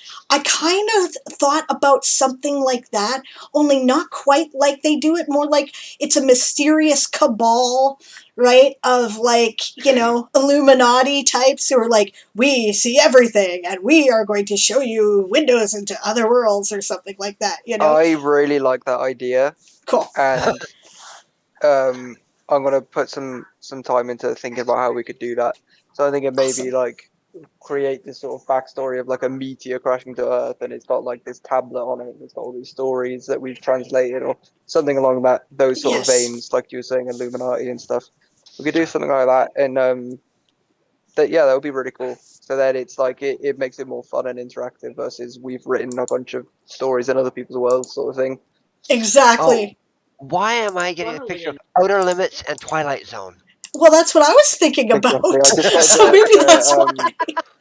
the X-Files music Yeah. going in my head right Do, now. do, do, do. Yes. I'm not Oh, the best video editor in the world, but I've certainly got a bit of experience, and then I've got some friends who are like actual video editors and stuff like that, so I can probably ask them to help. yeah, okay. Satrium, where are you? Ow. Oh Sorry. yes, Atrium could make some music for it if they were willing. Right. Hey, Hmm. G, do you have links for those worlds? If you have, please drop them in the chat or DM those to me.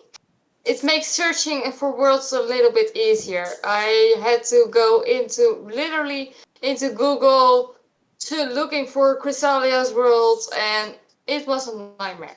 I believe you, it was not easy to do. Should you I can get maybe to put Chrysalia's world. something in the form I where you don't have could a link. submit a link? I only got the name, but no links.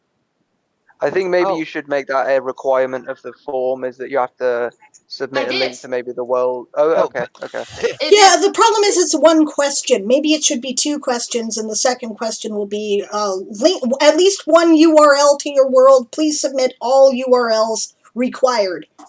Yeah. Yeah. Something along those lines. Yeah. With a link to the homepage. Because Or it's way not you. really that clear in the No. question. To be fair.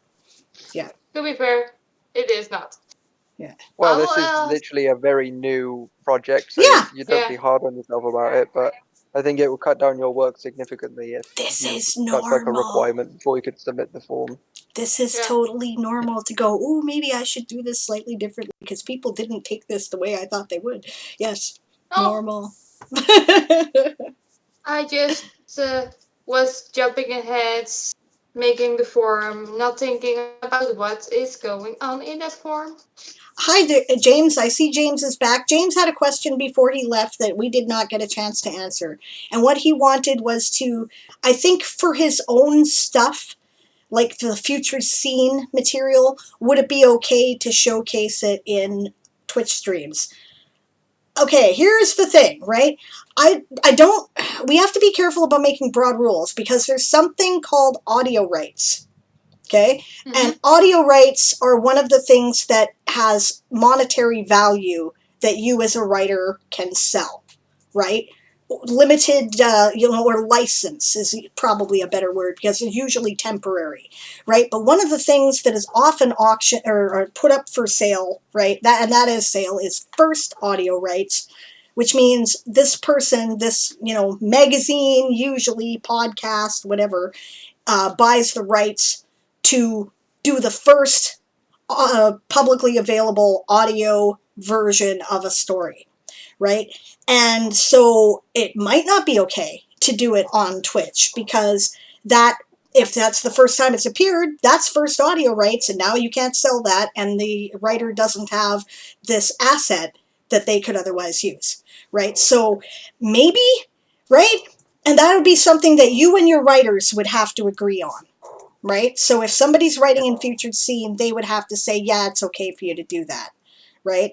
Otherwise, if you are fine with that and you're the one who has the intellectual property, cool. But the person who writes the story also must agree. Yeah, I Good. mean, So you know when you're submitting a story for publication, I believe you're not allowed to submit the manuscript anywhere else until they've made their decision. I think it Usually. would have to be something along those lines where until it's been rejected or accepted into the anthology, maybe just abstain from doing that. But I'm not really sure about the whole intellectual property laws and stuff. See, I personally, as far as the anthology goes, am not as concerned about that part, right? Because I didn't buy exclusive rights for anything that I put into Gunsmoke and Dragonfire. And that was one of the things that made it appealing. People were also welcome to submit reprints, right? Because I had a theme in mind and my goal was to get eyes on other writers who were doing things in that theme, not necessarily to make a personal profit for myself, right? This will be a similar creative project, right? It's a collaboration and it's a communal kind of project, right? The point is for all of us to raise each other up, right? So there's no point in Aradia Publishing making all the money. You know what I mean, right? Because we're going to divide it by shares, right? So it's what do we want to accomplish together as a goal. It might yeah, matter if you guys want exclusivity, right? So that it you know increases the potential value of the book, then that's fine, and I will respect that. Yeah. yeah. I mean, yes, I'm reading my novel on my stream.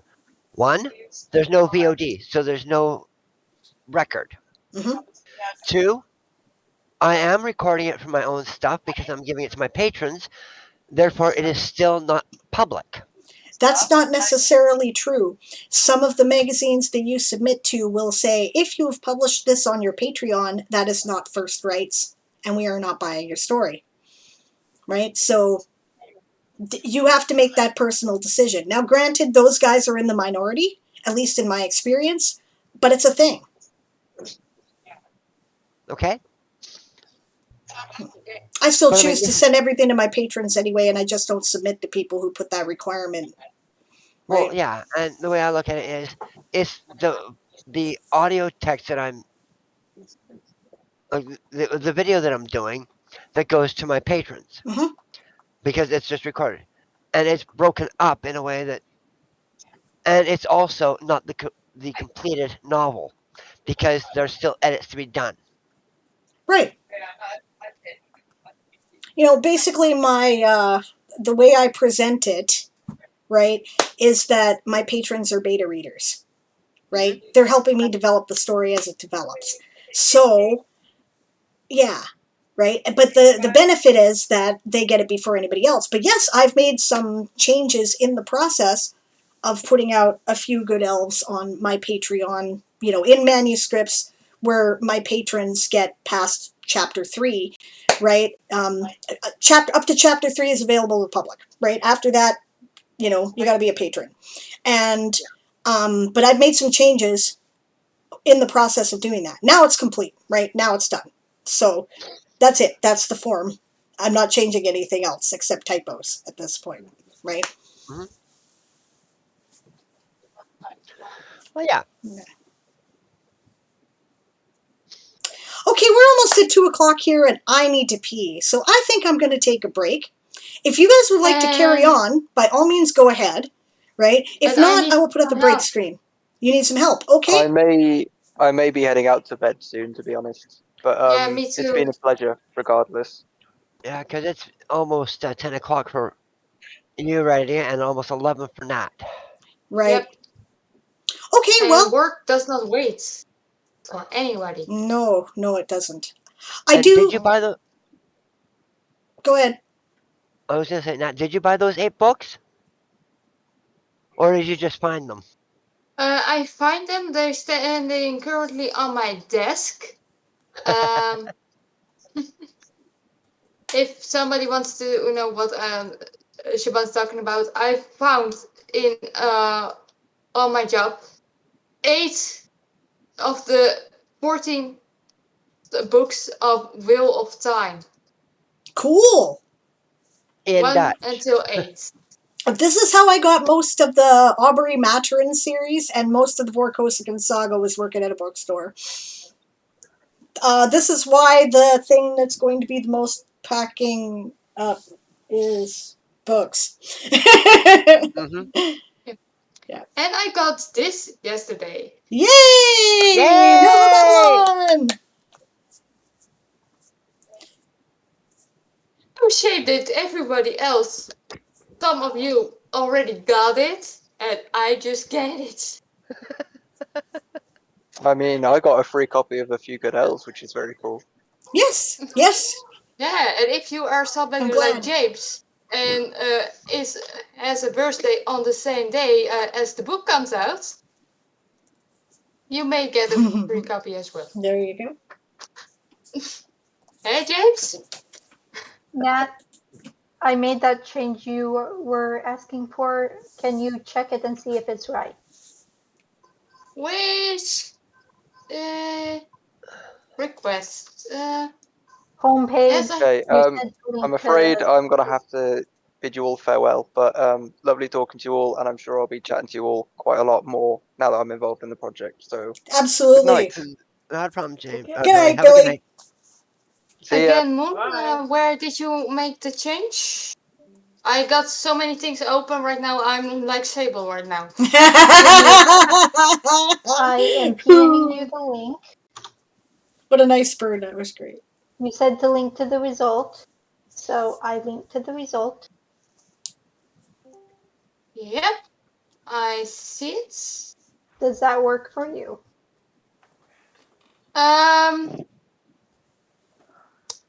I think that will be that has to be literally in the pages from the authors itself. This will be maybe a little bit chaotic if we set that spreadsheet up.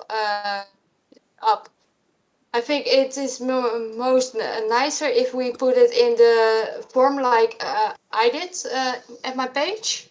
That everybody gets. Yeah, you get a little intro. You get the worlds in order, wishes, and something and the introduction. Otherwise, you have a spreadsheet soon. A spreadsheet with, if we go to World and Full, maybe 50 worlds, and that will become chaotic, I think. Okay, give me a minute and I will figure this out. No problem.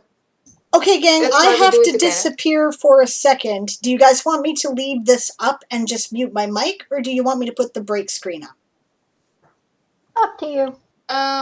Does everyone need a break? Both is fine because I gonna go off to bed. Moon, if you make any changes, you know to find me on Discord. I'm happy to provide some insights. Okay, I'll let you sleep. Don't worry about that. Okay, we'll say thank you very much to Purple Heart Natalia Books for joining us today, and thanks for spearheading this project, guys. I think it's going to be amazing. I can't wait to start writing stories in it. It's going to be fun.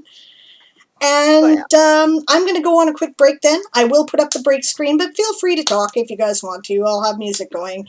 When we come back, I think perhaps we can still talk about the project if we want, but I think we have 2 showcases in the wings and about an hour left of the stream, so maybe we can do some group showcasing stuff. What do you guys think?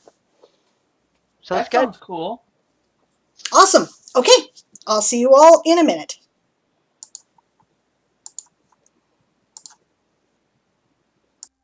So guys, I'm gonna sign off. Have a Bye nice now. day and have a nice chat.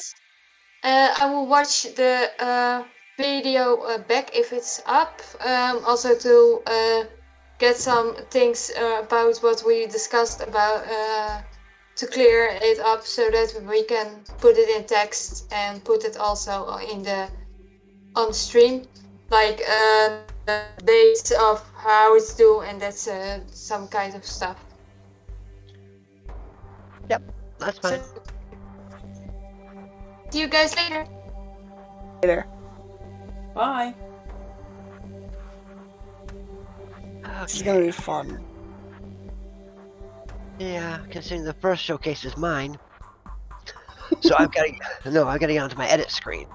But no, I meant the project's gonna be fun. Oh, the project's gonna be great, and Shadow, I've seen some of your work. You've got some great stuff. You just are lacking the confidence at the moment. Yeah, but I also know that I know from challenges that my stuff is great, but it never wins. Who said anything about winning? If I This want is to get into the anthology, it has to be really, really good. the thing is with what you consider really, really good. Consider the fact that a story is different from a article. Yeah, I know, but that I know. It's just that it's gonna be. I'm hope I can do my best, but it's gonna be my best. So it means a lot of writing how I speak and not like properly. Can I have some help? What do you need help with, Aiden? How do I make the book covers like that? I've never done that before. The old world for fanfiction. So there's the book covers. Does anyone know how to do that? No, I don't. Hang on. There's a CSS article about that. Okay. And I just got it because I was smart enough to save CSS in my like when SoulLink started putting stuff in. I found the book cover image stuff. Can I just say that I'm really excited about this.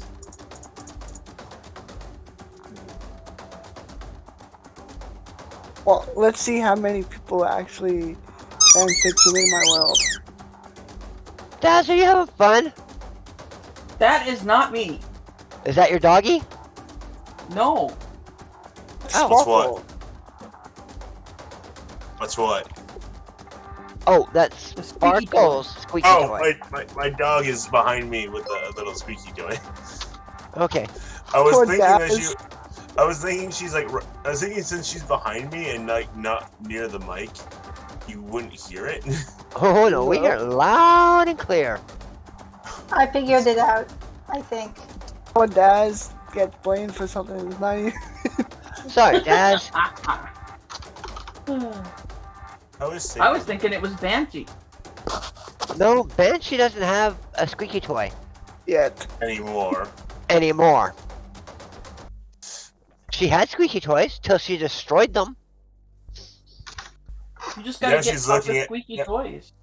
Now she's looking at you like, "Why are you blaming me, Mom? No, I mean, Clearly, you didn't give me good enough toys." I bought the toys that actually had the. They were supposed to be durable. I've been burned so badly on so many toys that are like, "These are dog tough." Like, no, they are not. No, that was just that's what it said. It said dog tough. It's like okay. Yeah, You it's see dog my tough. It's got dog? the triple stitching. It's got. She had it dead in 24 hours. Yeah, no. Like we have this. What we have, what we call the Zoe Test, and what it is how durable a toy is. It's fairly durable if she can like get rid of it in the first day. Anything below that is not worth buying again. But she also has. We claim that she has serial killer instincts. Because she will tear off the feet first, and then she will just start grabbing the toy by the neck and shaking it until the head falls off. Yeah.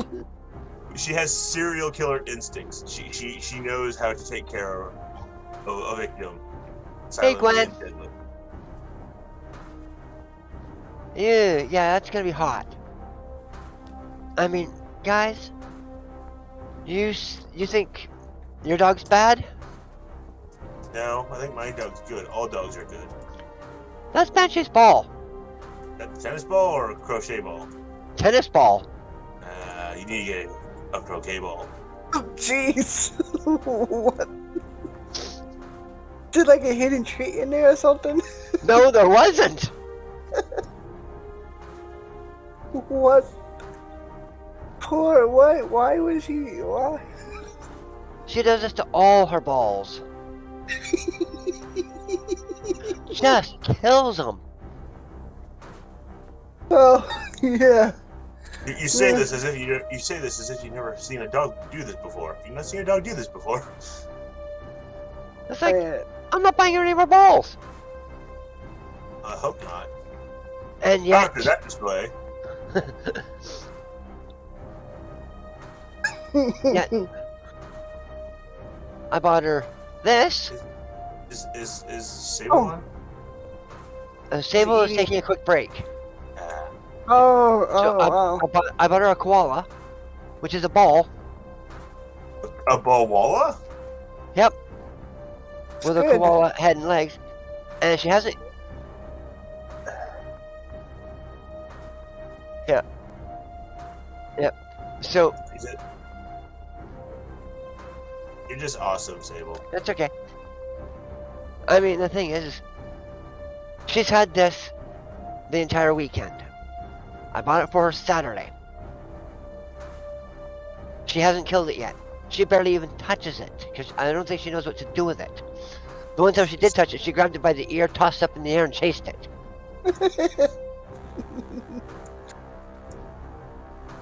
My dog throws his toys at us. Oh, Especially at Banshee my does. laptop. Yeah, Banshee does that too.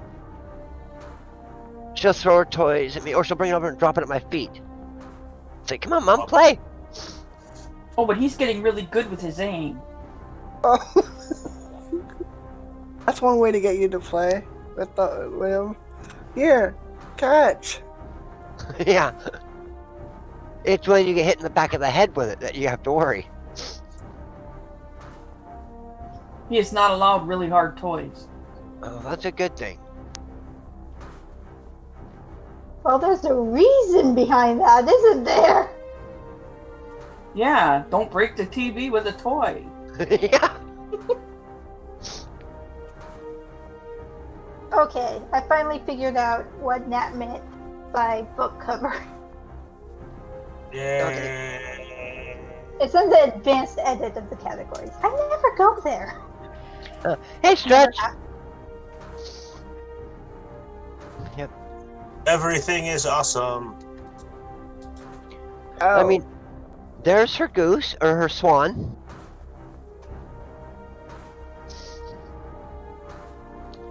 There's no stuffing left in it. It also has no eyes. Those were the first things to go. There's her buffalo. It still has stuffing, but no eyes. Boy.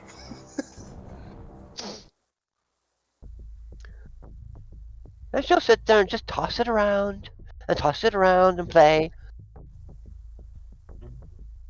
Oh. We got a Are you hungry trying hippo. to- But not as scary as Yeah, I know. Sparky, the flying hippo.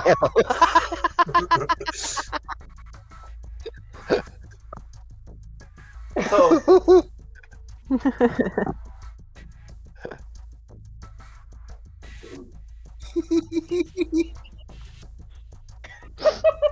Wait, this is Sparky the flying hippo. Sparky the flying hippo. have too much fun here. Yep, there we go. Should I also state this, that Zoe's serial killer instincts have reached an all-time low, or an all-time high? She's gone for the throat. Oh my. I mean, it looks perfectly normal when I picked it up. It's like, oh, it looks so cute. It's her little hippo. And also I pull it up and the head, bonk. He's torn a good amount of stuffing out of this, too. Like, I can put my whole finger in this. Yeah. Have you found the stuffing lying across all over the floor yet? No, we vacuumed that up yesterday. But yeah, like, this is the thing that made the squeaky sound. We see your dog now? No, she ran upstairs. Oh. I can show you a book that I got recently. That's not as interesting as your doggy. It's a textbook. Ooh.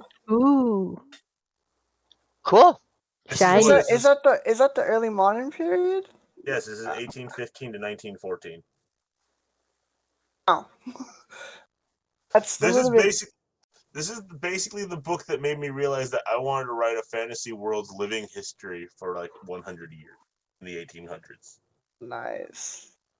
The more I read this, the more I'm like, ooh, there was so much stuff going on. There's a reason why the 1800s is called the Age of Revolution. Sparkles. James wants the ISBN, please. 12.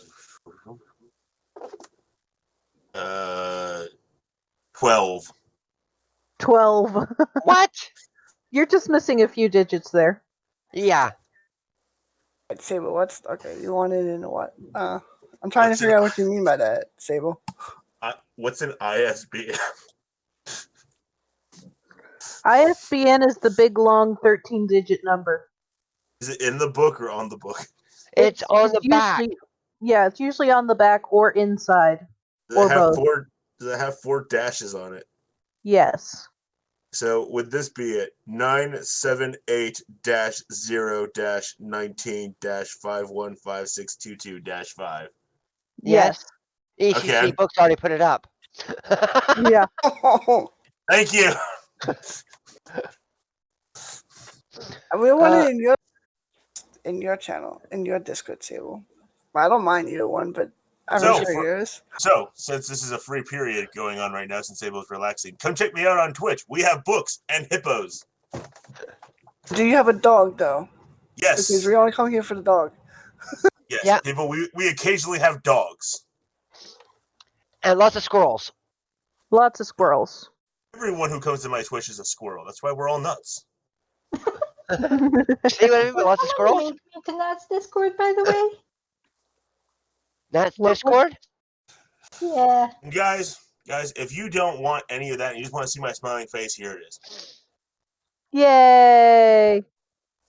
So on the stream at the Have moment, that burned in your memory forever. is we have Sparkles, AG, Daz, Eli, Aiden or Moonflower, Sable, Shadow Malachi, and myself, Siobhan the writer. What is going on is we were discussing the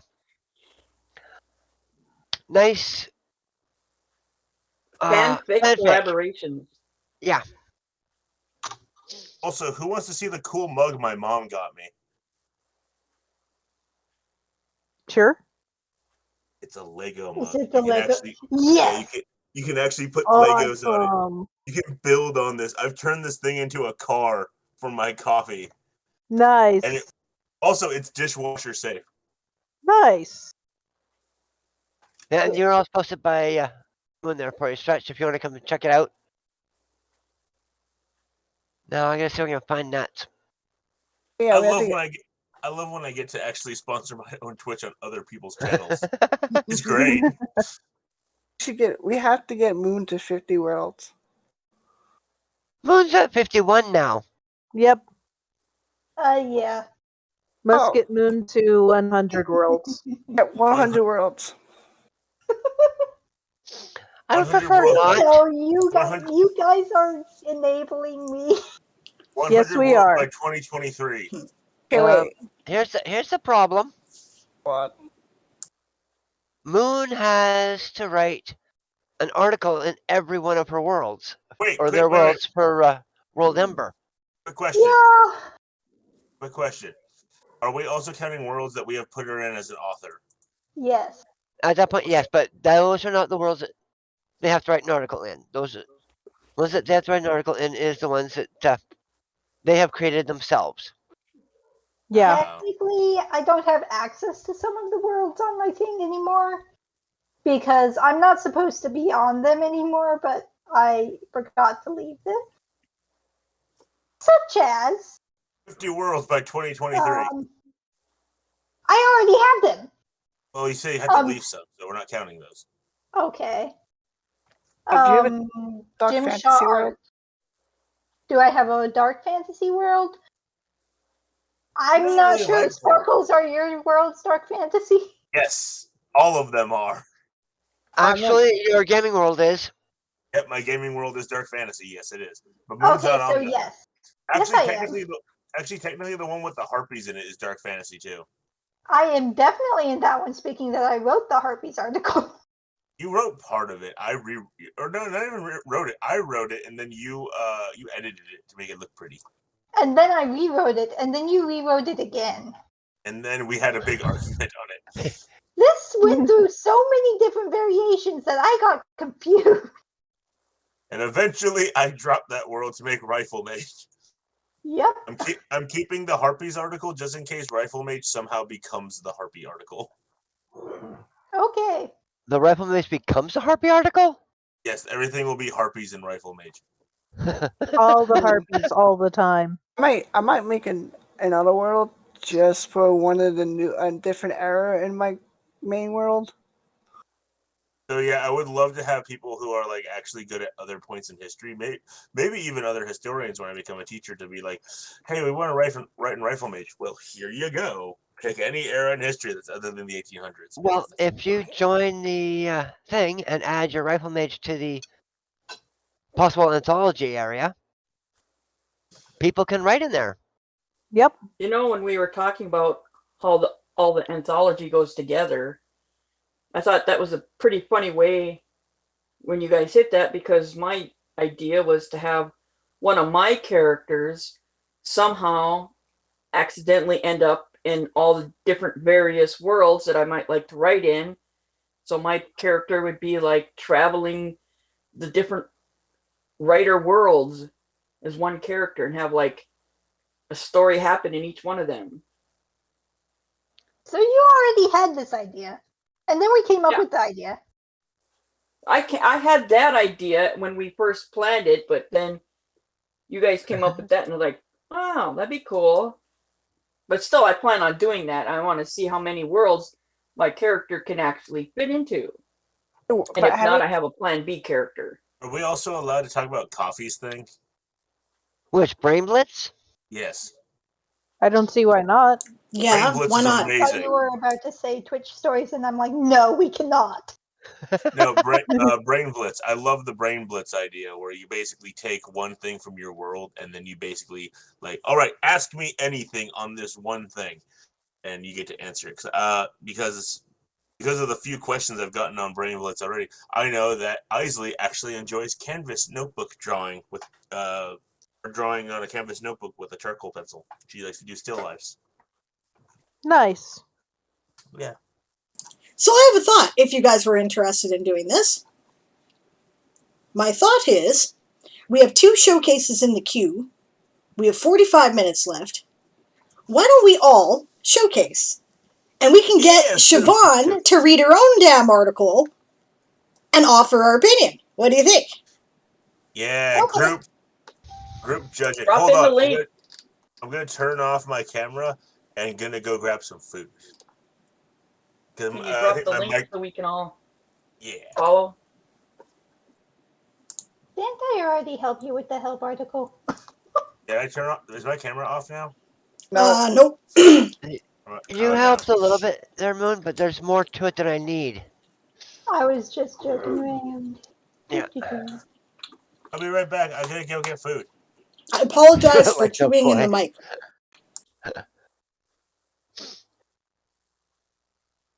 Sorry, Sable. Right idea, you're hilarious. That's great. Let's all turn our chairs around and do it like the voice. I'll turn around if I like it. Okay. Everybody turn your camera off. If you like it, turn your camera on. I don't have a camera. Oh, well. Then mute. Okay, so what is it you're looking for help with? With just a second, I think I'm muted on the stream. No, I'm not. Okay. What is it that you're looking for help with on this, Siobhan, exactly? I'm trying to figure out how to make it more emotive. Like, because this is right after Amy has been kicked out and then reinstated in the House of Healing because of her attitude. Now, she's in the dining hall, right? She seems to be okay, but then there's a spot where she gets attitudey again. But I'm just trying to make sure that I've got everything set so it doesn't. You can feel the tension building is what I want. Okay. All right. Well, let's hear it. Entering the dining hall, they saw the food had yet to be served. Claire motioned for them to join her. Making their way to the table, they heard snippets of conversation relating to the reason dinner was delayed. Eldrick, scanning the table, noticed there was no one in the kitchen, as every seat was taken. Why isn't someone cooking or serving? Claire leaned over. Amarna had to get food from the castle.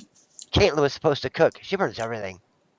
I think Amarna did that on purpose because of her comment at breakfast. Eldrick remembered those comments about announcing the graduations of Claire and Eileen. Silence descended upon the room as Amarna entered. All eyes turned toward her. The silent expression of expectation could be seen on every face. Amarna stood in the doorway, a smile on her face. As you can tell, dinner is delayed. But until it arrives, I have some announcements. Her gaze passed over the expectant faces. Two of our number have successfully completed their training. Eileen, who has decided to remain here in the capacity of my assistant, and Claire, who has yet to reveal her plans. There is much that we need to discuss. Of course, Ellie has come to learn as well, though she will not be staying as long as I would like. And I need to put a comma there. Okay. She'll be leaving soon to continue on her journey. Pausing, she folded her hands behind her back. Now, because this is a special occasion and Caitlin burnt dinner, everyone started laughing and giving Caitlin a good-natured jibing or ribbing. I've called upon the castle cooks to prepare a meal befitting this celebration. Walking into the room, she was followed by a number of people bearing trays of food. Placing the trays on the table, they removed the covers, revealing succulent roast pig, mashed potatoes, and a variety of desserts. Turning almost as one, they filed back out. Mona gestured for everyone to serve themselves. Once the food was transferred from tray to platter, the conversation started up again. Ellie, Caitlin, please do not eat too much. I will make sure there's food left for after your sparring match. I'm sure there's going to be quite the audience. The question is whether or not there will be any wagering on the outcome. She winked at the assembled diners. If you choose to lay wagers, all I ask is that I am the one to witness them, since that way there are no arguments.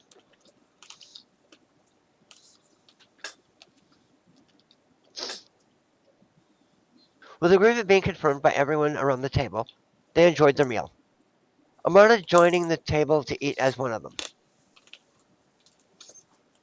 Ribald jokes and friendly banter ensued. The surprise rose when Amarna told a particularly dirty joke. The shock on most faces brought Eldrick to shock on most faces brought caused, not brought. Oh no, yeah, caused.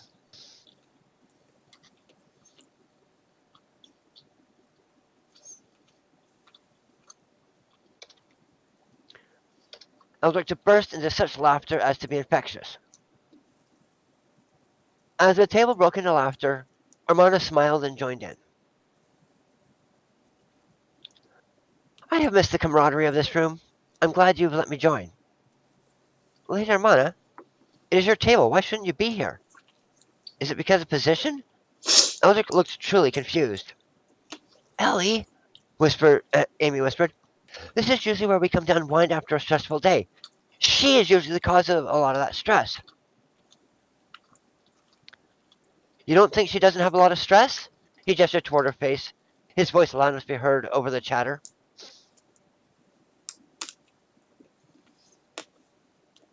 I mean, look at us.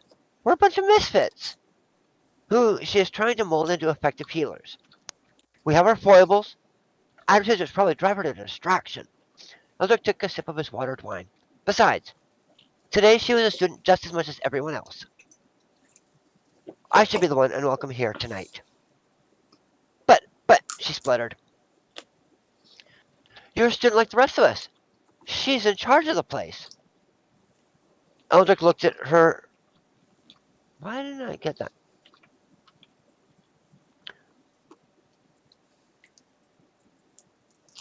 Eldrick looked at her with ire and raised an eyebrow. This is supposed to be a celebration. If you'll excuse me, he rose from the table.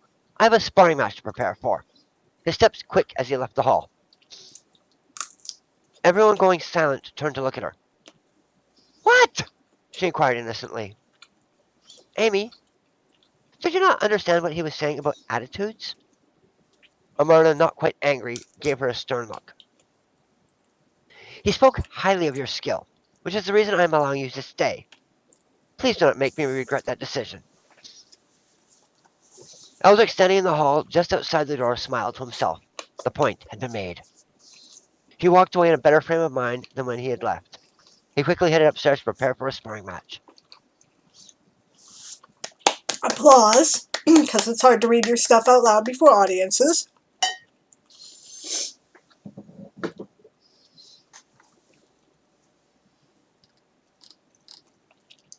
Okay. And you want to try to make this more emotional.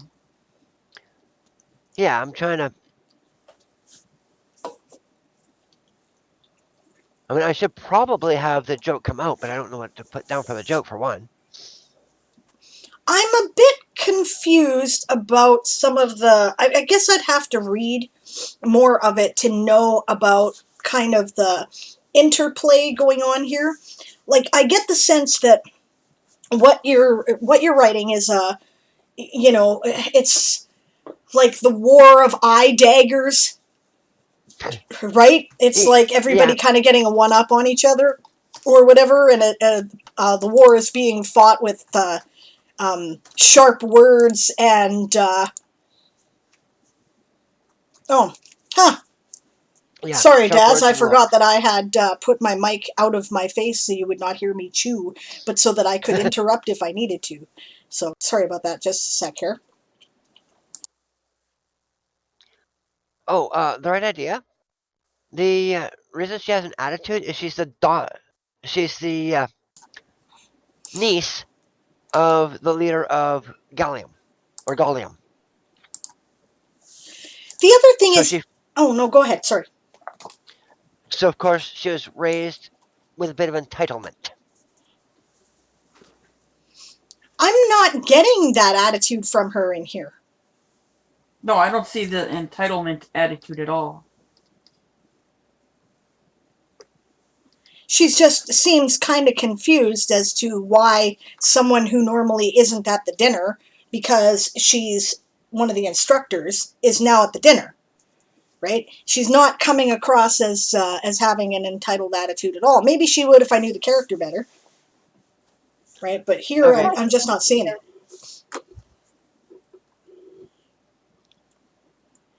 I would say if you're trying to portray that, you should have her act or sound more offended that this person is, that the head of the place is sitting at their table, dampening their behavior because they have to be more. They have to. She's assuming they should be more respectable in her presence, type thing. But I don't see any of that resentment to this person of position being at their table. Or maybe the other way, that, well, the way you have it is you want her to be resentful of her sitting at the table, so she would have to be resentful of that instead of trying to curry favor as like more privileged people tend to do.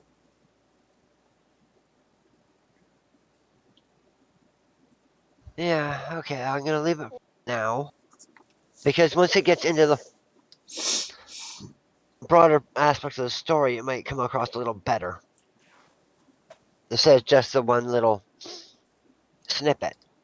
But I mean, you don't get that feeling of it in the conversation, so I don't think her attitude, that kind of attitude, is what's driving her in this particular moment. Okay. I think I see now what Siobhan is getting at.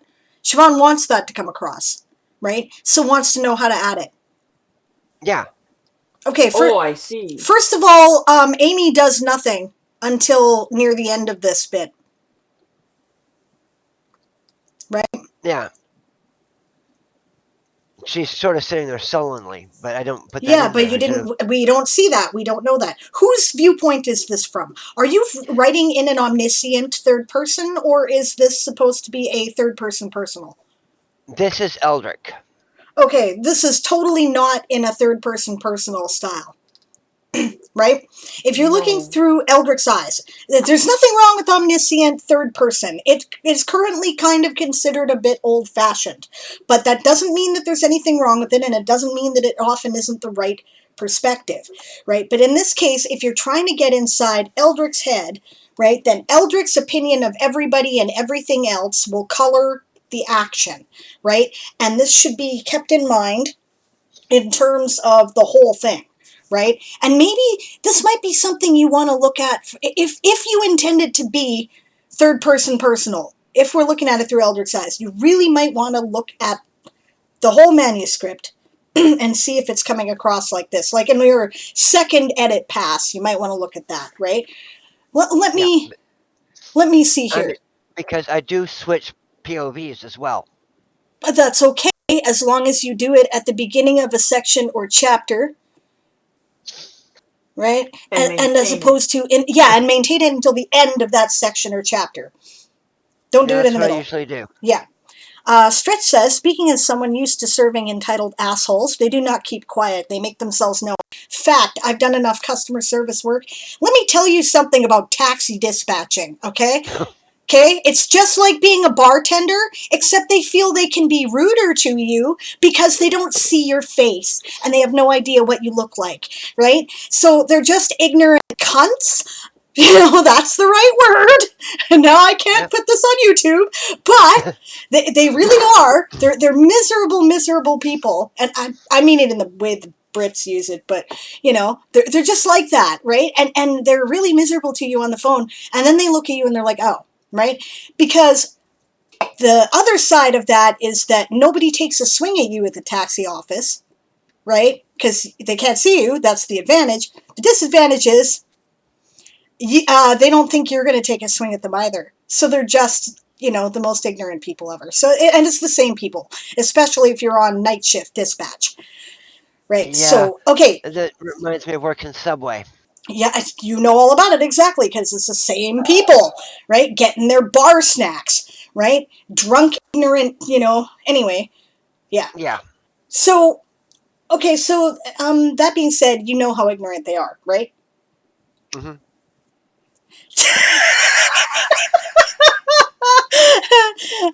That word just slipped out of my face, by the way, because I, you know, was kind of flashing back to this traumatic experience of dealing with these horrible people in this horrible job, right? And Right Idea says Sable saying "cunt" needs to be my text alert sound. Yeah, probably. It's a much dirtier word in North America. Oh yeah. Okay, so the point being is you need to come at it from Eldrick's point of view, right? So how he feels about things should color the choice of adjectives and descriptors, right? For example, okay, entering the dining hall, they saw the food had yet to be served. No, start with Eldrick saw the food had yet to be served, right? Because we're in his head. Clear motion for them to join her. Them being whatever group Eldrick is with. Fine, right? It's just Eldrick and Amy. Okay, making their way to the table, comma. They heard snippets of conversation relating to the reason dinner was delayed. What were those snippets? See, it might be better to hear. Okay, and yeah, actually, you know what? Because unless you're going to tell us what those snippets are, how do we know that's what they're talking about? They heard low murmuring, or cut the line entirely, right? Eldrick scanning the table. By the way, that's Eldrick, comma, scanning the table, comma. Notice there was no one in the kitchen as every seat was taken. Why isn't someone cooking or serving? Claire leaned over. Period. Armana had to get food from the castle. Caitlin was supposed to cook. She burns everything. I think Armana did that on purpose because of her comments at breakfast. Eldrick remembered all those comments about announcing the graduation. Silence descended upon the room as Armana... you might want to make that a new paragraph there. Silence descended upon the room as Armana entered. All eyes turned towards her. The silent expression of expectation could be seen on every face. Armna, rather. Armana, I had it right the first time. Armana stood in the doorway, comma, a smile on her face. Right? You have another one of your speeches here. Yes, I know. But that's probably fine. Because she is giving a speech. Okay, yeah, because she is giving a speech. The only thing I would suggest here is, okay, so what is her expression? What is her what is the tone in her voice, right? These are the kind of things that tell you about how she feels about it, right? To me, this is a bunch of exposition, right? Because it has no emotional attachment at all, right? Her gaze passed over the expectant faces. Passing over the expectant faces doesn't tell us anything about how she feels and thinks, right? Pausing, she folded her hands behind her back, right? I don't know. Okay, very important stuff that you communicated when you were reading it, but that the reader would not know. Like, if I had to read this aloud, I would not know how to read this, right? What you communicated when you were reading it was that Armana is happy about the graduations, right? Yep. And good-naturedly teasing Caitlin because this is an occasion of camaraderie, right? Yeah. But without that information, this could be she's irritated and, fed up by the fact that these people are, leaving and starting their own dinner, and she's pissed off at Caitlin about burning the dinner, right? And is intending to humiliate her, right? What about how Eldrick is perceiving how her appearance? I mean, you could tell us what she's feeling, but that wouldn't be from Eldrick's perspective. What does he think she's feeling as she's standing up there giving the speeches, type thing? How does he interpret her stance or something like that?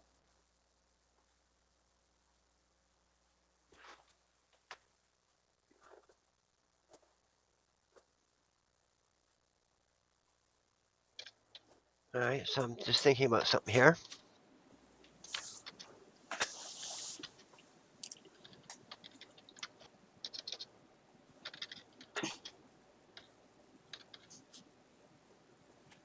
Yeah.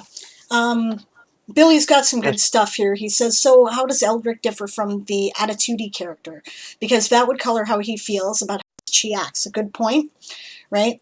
And also, how do they know dinner is being burnt? That's another thing, right? And Billy says, yeah, you did need to put it in Eldrick's point of view a bit more. That immediately makes it more immersive. Show, not tell, leaps to mind. Yeah. Yeah. So I just added, and Claire, who has yet to reveal her plans, her eyes twinkling with mischief. Perfect. She's good-natured. She's being mischievous. Yeah, no, that's good because okay, more like you really need to read on the elements of style, Strunk and White, right? Because you've got this is not a full sentence, right? Which one? The whole thing. And Claire, who has yet to reveal her plans, her eyes twinkling with mischief, period. There is much we need to discuss. No, this is not a sentence, right? Okay. Her eyes twinkling with mischief, what?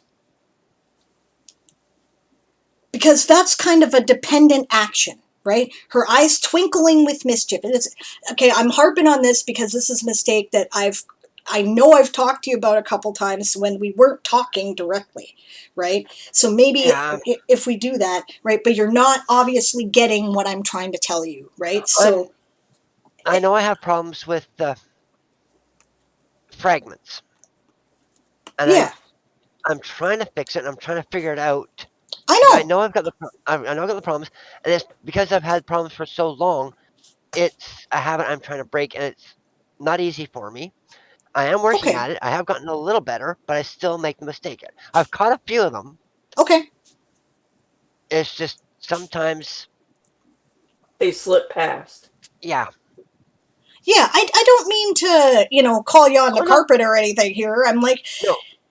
Yeah, I'm I'm like, just trying to. hey, we're actually talking face to face, and this is a common mistake. That's the other thing. It's a common Yep. writer mistake. I see it a lot. James makes this mistake a lot, right? Daz makes it on occasion, right? Oh Yep. yeah, I do. James has gotten much better too because, and that's really cool, right? So okay, so do you see what's wrong with that? Her eyes twinkling with mischief. Well, it's supposed to be continuation from and Claire was yet to reveal her plans. So it's a Yes. comma. Do you see what's wrong with it? You have to do something. Yes. You have to do something. There's nothing being done here. Her eyes twinkling with mischief, what? Right? And Claire, who has yet to reveal her plans, Armana said, her eyes twinkling with mischief. Or her eyes twinkled with mischief as she said it, Yes. which is what I just put in. Or rather, yeah, her eyes twinkled with mischief as she smiled. Or whatever, because this is kind of a broken up sentence as well, Yeah. right? Actually, no, it's not. No, it's right. It's a concluded sentence. She said, her eyes twinkling with mischief, whatever. Perfect. Yeah. They need to do something, right? Her eyes twinkling with mischief. Okay, the eyes are twinkling, right? So it can be easy to think that that's an active verb, but it's not. It's like I'm using this action as an adjective, or rather an Yeah. adverb, right, to describe what the actual action is, right? So Yeah. yeah, so they need to do something. Yep. I got it. I just changed it as she smiled. Because you're right. That made more sense. Perfect. That's great. Cool. I'm glad Yep. that was helpful. Yeah. Okay. So yeah, we need more. Okay. Point of view stuff. That was even fine for that. Good enough because we can tell that she's having fun and relaxed. Eldrick has read their body language. Do you have trouble reading body language? Yes. Okay. Okay. You need the emotional thesaurus. I should get this book for you. A lot of times we try to interpret how people feel through their body language, and it's cool for your characters to do the same, right? So, Yeah, right. Is saying my writing seems formal. So Vaughn, I have the same problem. I can't read body language either. you do have a very formal style. There's nothing wrong with that. It's definitely not my style, but there's nothing wrong with a formal style. Right? Yeah. It's just a matter of personalizing it becomes more difficult, right? So let's see.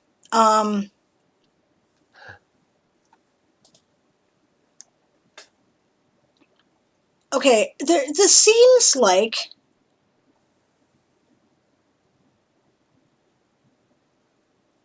Eldrick back here at the beginning asked, why isn't someone cooking or serving? It's the cooking thing that I'm focusing on. Armana had to get food from the castle. He sat down. Immediately, Armana enters and gives the speech. The speech would last at the most about a minute and a half. All of a sudden, the dinner people appear.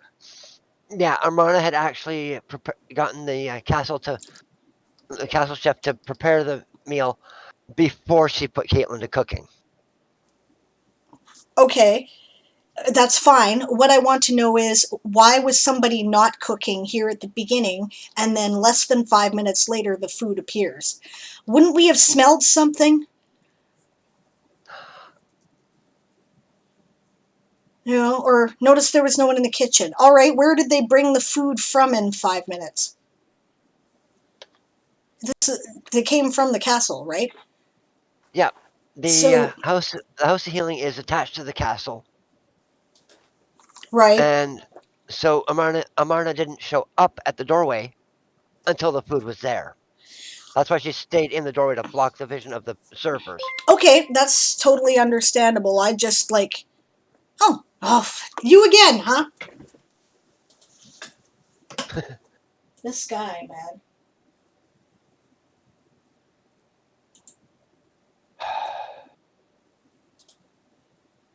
You want to take care of the banning while I'm in the process of reporting? Sure. Thank you. I know exactly who you're talking about. Of course you do. He's banned. Thank you.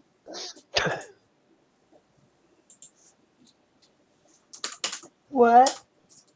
I just got back. Yeah, I found what he was. That was weird. Oh no, he's been trouble. Oh, he has? Oh, okay. Mona? That one. How did I miss that one? Okay, well, and Monad's been trouble too. So I'll unban him for now. I missed Toss. Thanks, Stretch. Oh.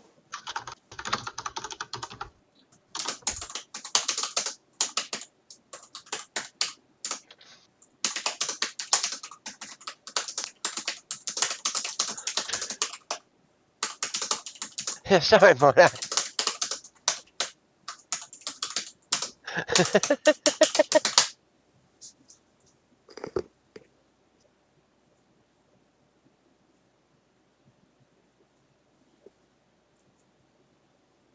Long story short, there was a bot and they accidentally banned you. Oh. Oops. At least from what I can tell, I just got back. Yeah, it was an accident. I hit the wrong one. Hey, Monad. Oh. Good to see you. Nomad. Neat.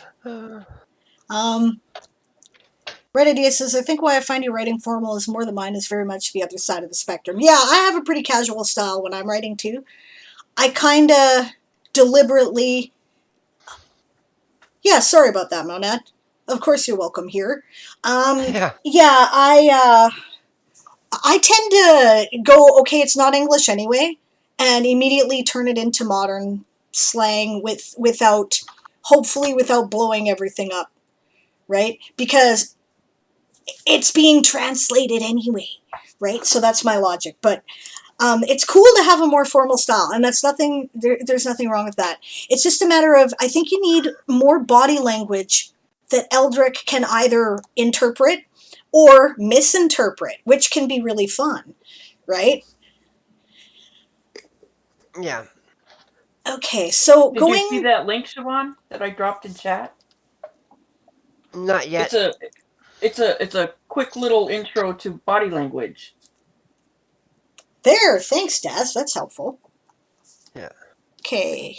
Yeah, no, because, I misinterpret body language all the time. And, I will miss so many social cues because of it. And that's part of my social anxiety. Yeah, that's fair.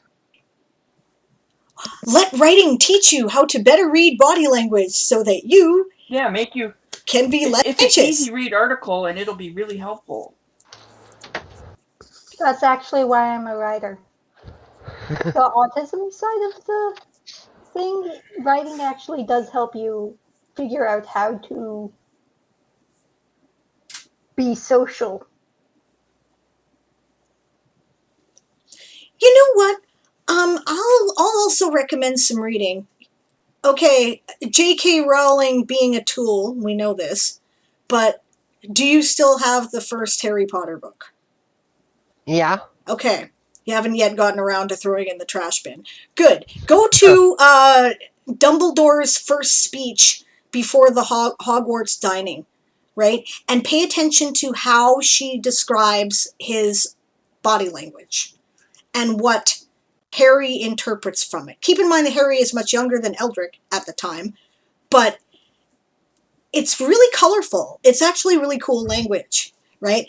As much as J.K. Rowling is a tool, I'm not on her page, I can't say that she's, there are things she does really well as a writer, and that's one of them.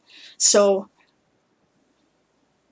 yeah, check that out, because that sort of kind of, he does things like, the way he moves, and the the expression and the tone in his voice, and she communicates that very well, right? So now, that being said, let's move on past the food here. Okay, a bunch of food arrives.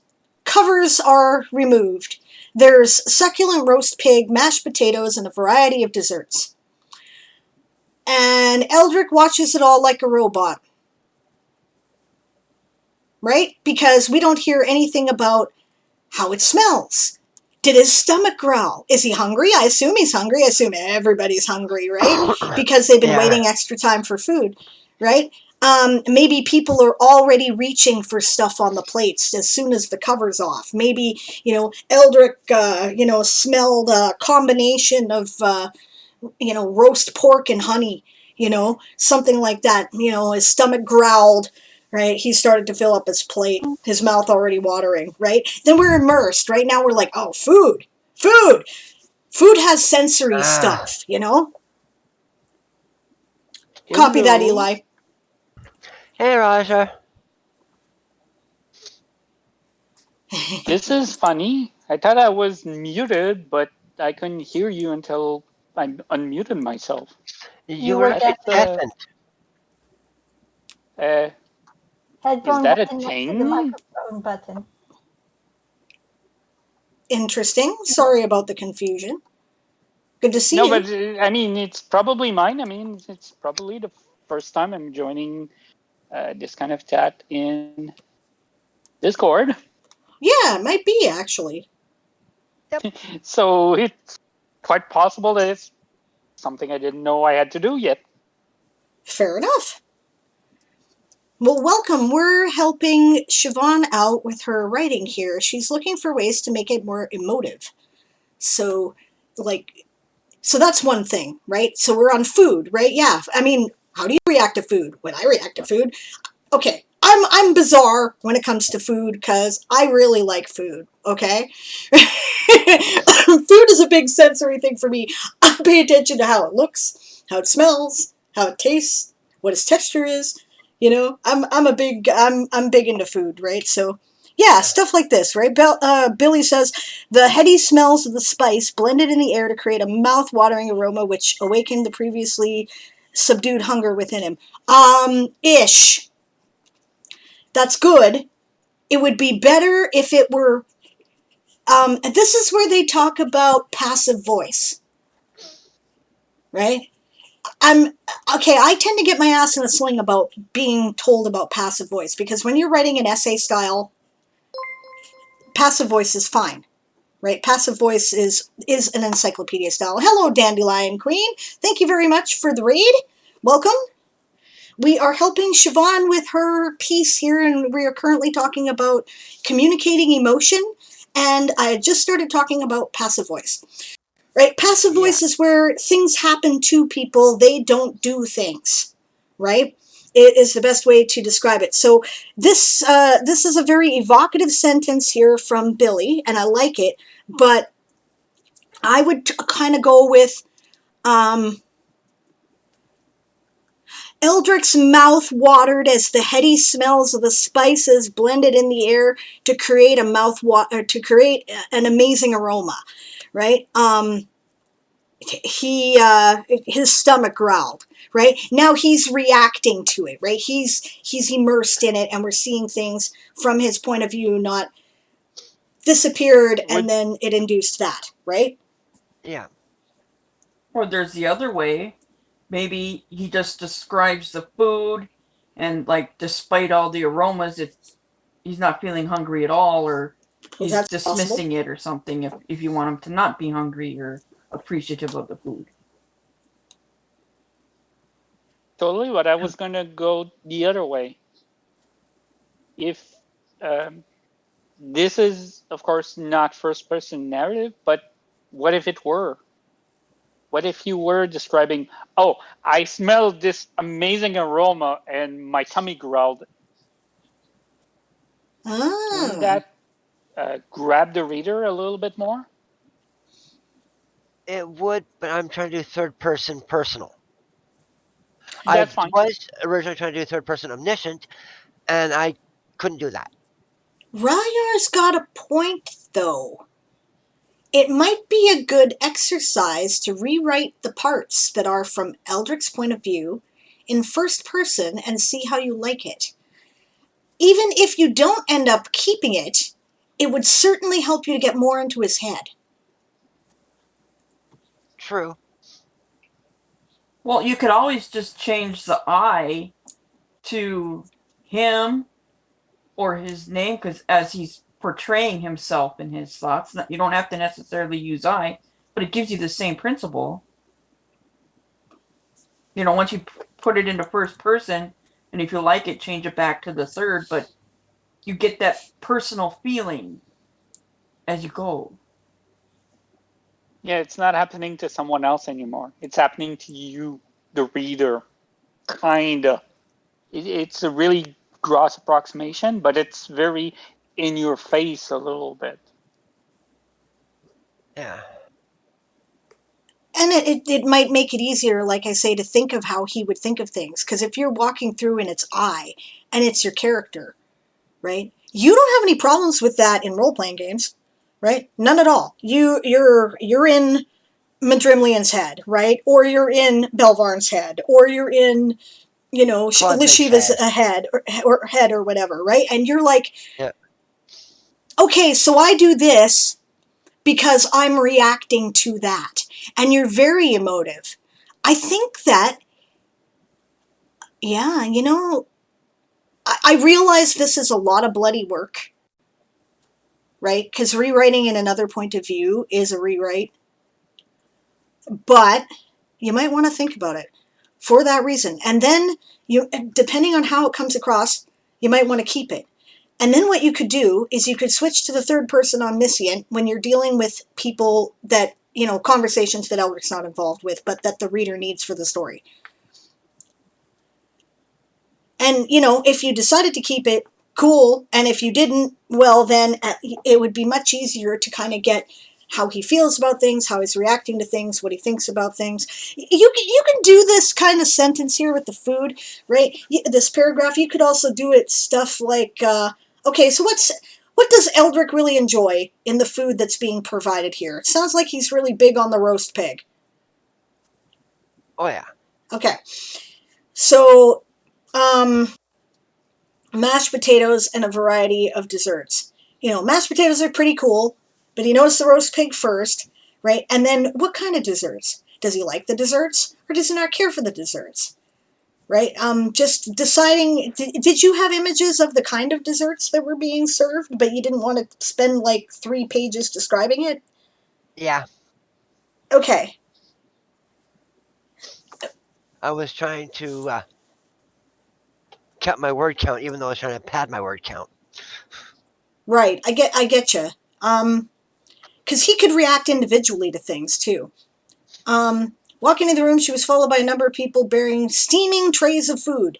I assume it's hot, right? Mostly.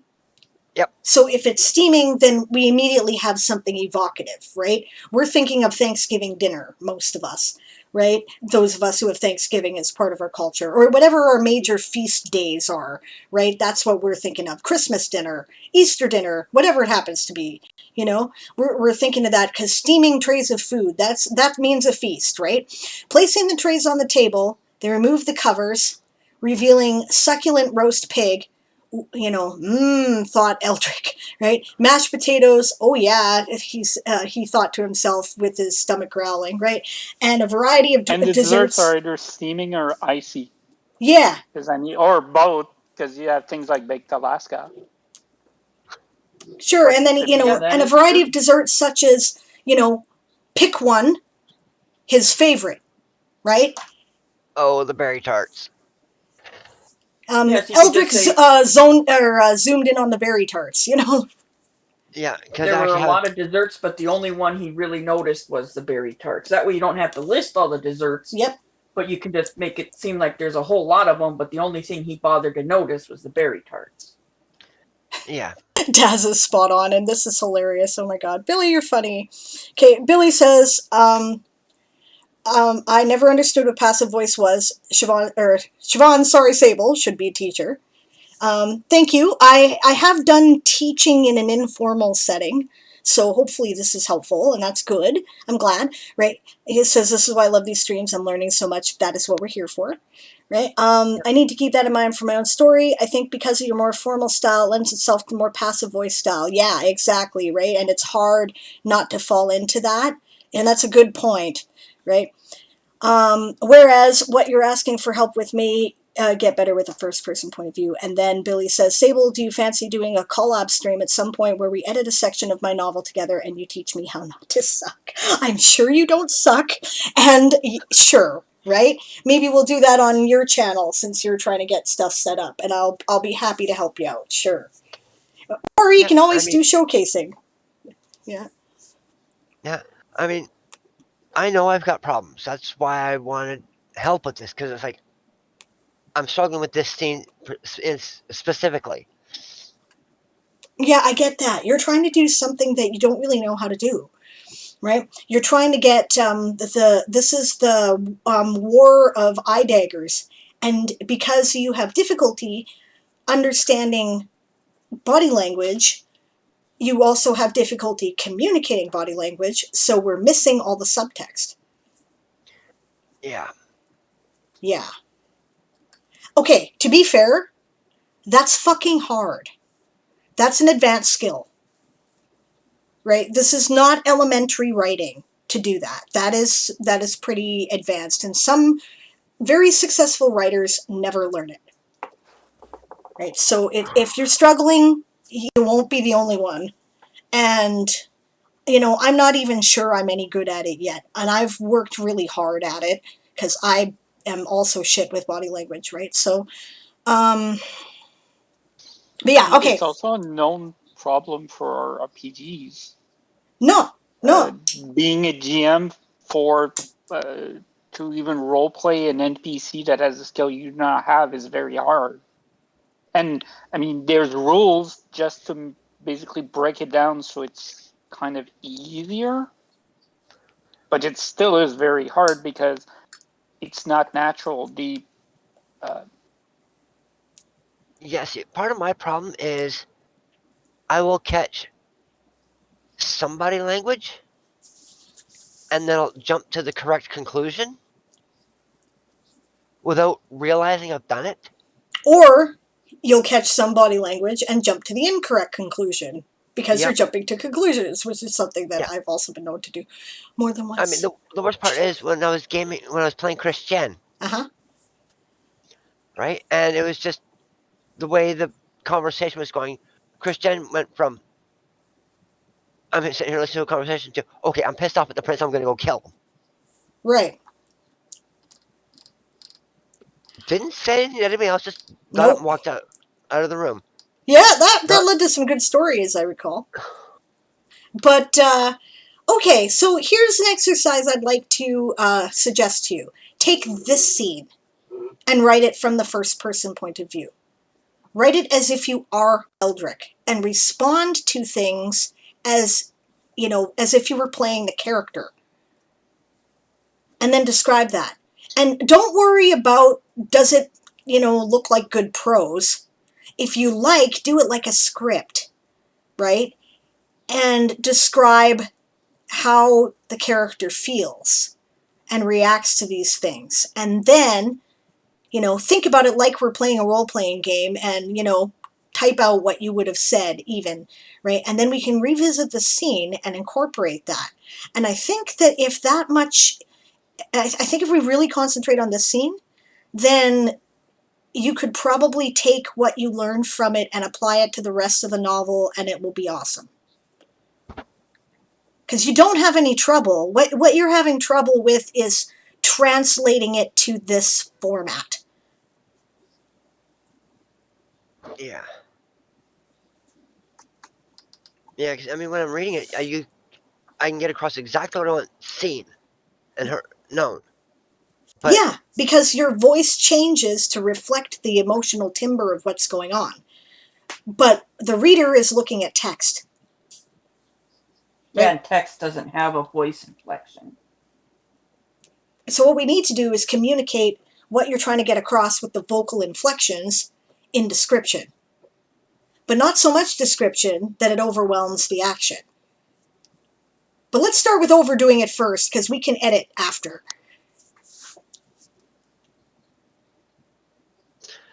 okay. Cool. Do you want to try revisiting this next week? Right? We could take what you've done. I'll treat it like I'm giving you a homework assignment. Do this. Bring it back to me next week. Right? And let's go over it again. What do you think? I'm reminded of writing excuses, Oh, yeah? which is a really great writing podcast that actually gives you homework every week Oh, or cool. so. They're not quite weekly, but they're pretty good. They're really prolific, and yeah, this is one of the things they do is that they tell you you're out of excuses, now go write, which is kind of really motivating if yours. That's cool. I've heard good things And about that podcast, but I have yet to listen to it. Yeah. so they're on their 16th season, so they've been around forever. Oh, sheesh. Yeah. But I mean, the people on there are pretty damn interesting. They have writing retreats and all of the other things, but just the original idea way back when was for writers. Now they have they traded one of the writers for a book agent, I think. Oh, But yeah. the sheer concept is the same. It is people who are interested in um, the art and craft of writing and who have they basically shine a kind of focus on a specific aspect. Lately, they've been looking at milieu, inquiry, um, events, and what's this one? Oh, character. There's kind of like a balance on how you kind of equate those four aspects of any story, and there's some pretty intense theories that I can barely follow.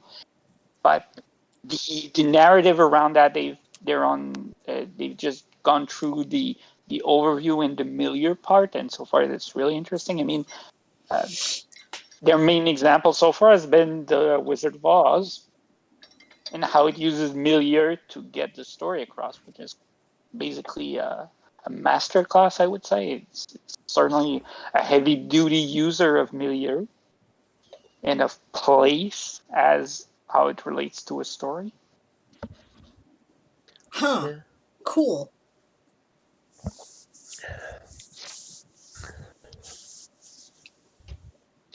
Yeah, so what do you think, Siobhan? Will you take me up on that? I'll take you up on it. I might not have it ready by next week, but I'll take you up on it. Have it ready by next week.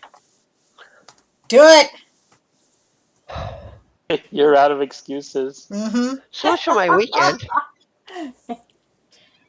Weekend? What's a weekend? You just had Once a a weekend. week.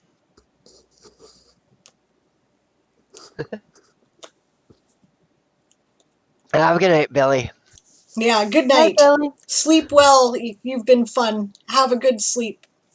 Thanks for being on the stream. Yeah. We're going to quit pretty soon anyway. It's past 3 o'clock. Yeah. So Sorry, James. about it, Siobhan. Next week. Okay. I know you can do it. There we go. Excellent. Perfect. Yeah, we'll revisit it next week, and we'll see if we can't put some feeling into this. And then once that's done, you can take that lesson, because it'll show you by doing how to do it, right? And then you can take that and apply it wherever it needs to be. Because this is good stuff. I agree with you. We need some more emotional. We need to know what's going on emotionally. Yeah. So And don't Yeah. forget to look up the body language thing. yes, do that That too. will really help. I've got that link opened up in my windows. James, I'm afraid I'm going to have to take a rain check on your showcase. We will do it first on Sunday. Because I gotta go, guys. This has been lots of fun, and I'm so glad we did this. And thank you to everyone who came on the show. Right? Let's see if I remember everybody. There was Natalia Books. Who was there first? Siobhan, the writer. Barbarossa Sparklebeard. Dazzlecat. Who am I missing of the 5 that started that? Brain. You. Me. Well, So yeah. next would be Shadow. Ah, yes, who Shadow came away. Malachi. Right? Eli Quake. Moonflower Writer. Author Goddess. Rayar. The Right Idea. Billy. That's who I missed. Yep. Right? And I think that's everybody. Did I get everyone? I believe that was everybody. Perfect. Thanks to everyone in the chat as well for contributing, because this has been a really interesting, this turned out to be a really cool conversation. And for those who wanted to know, our Discord chat in lieu of a stream for a day off Twitch turned out to be something that we all really enjoyed, and we wanted to see more of it. So we will be doing it again on the second Monday of every month. That will be this coming Monday. Right? So please feel free to join me in my Discord, and we will all have a good chat about writing and world building and RPGs. I think we covered all of that and more, and it was great, and I really enjoyed it. Yeah, awesome fantasy, and we'd love to see it too. That would be Yep. great. Yeah, because we added Excuse me. music to that too. Because remember, Satrum dropped his stuff in chat. Oh, right. Yeah, right too. Which is cool. Monday next week, SFA is not doing showcases for a while. Okay.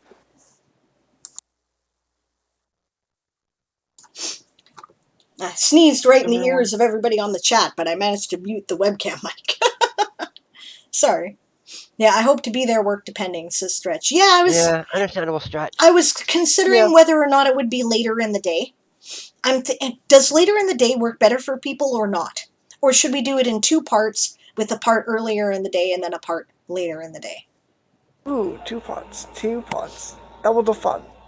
Okay. I would say You 2 have to parts do both because of there's a lot of UK and Europe too. Exactly. Could be involved in the early. Well, I mean, we went for almost 6 hours. I think that's true. Yeah. Yeah. We started early and you had to go do your thing and we just carried on. Yeah, I think that's fine. If that's going to be the format it's going to take, I'm fine with that. As long as one of the mods is available, I don't care. So, yeah. So I guess I'll be sure to be there for the first couple hours, and then I'll come back for a couple hours in the evening, and we'll just carry on. Yeah, because last on the first we split it because we actually had 2 rooms going. Yeah, and that's one cool for writing, too. one for gaming. All right. In the meantime, let's go to the end screen here and find someone to raid.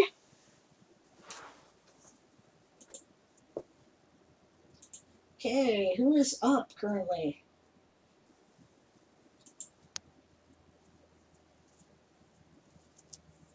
Huh. I'm seeing a distinct lack of people here. Well, yeah, because well, yeah, we're not getting Kahuna till tomorrow. Right. Yeah. Hopefully. Hopefully tomorrow. Tempted to do something yourself, Stretch? What do you mean by starting a stream? I'll wait for you if you're going to go up. No, something similar as in having a community like this. Oh, yeah, that works too. Sure. These are always fun. I like these. So. Oh, I mean, I enjoy doing it on Fridays. I want to do it too. I like the community. I like having people to talk to as you stream. Yeah, it's fun, isn't it? Yeah, it is. Yeah. You feel have less they- lonely. I wasn't really sure what I was doing today, to be frank, until this idea to talk about the fan fiction project came up, and I'm like, oh, that's perfect. So that works out great. Okay, Fantasine says they're going up, so I will wait for Fantasine. And then we will raid them. I'm tempted to do something like this tonight. I don't have a Discord of my own, but You can use my channel, sure. Yay, thank you. Yeah, just use the nano or writing NaNoWriMo channel. And that way we know specifically it's for writing. Oh, I think I just shut down the voice here, did I?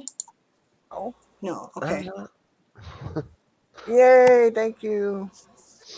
Yeah, and then that way everyone will know that that's your stream. Yeah, and do me a favor and put an announcement in the general channel as well, and say that if you go into that channel and speak, you will be live on air, because that way people don't hop in and go, oh, suddenly I'm on voice over a stream, and that's no good.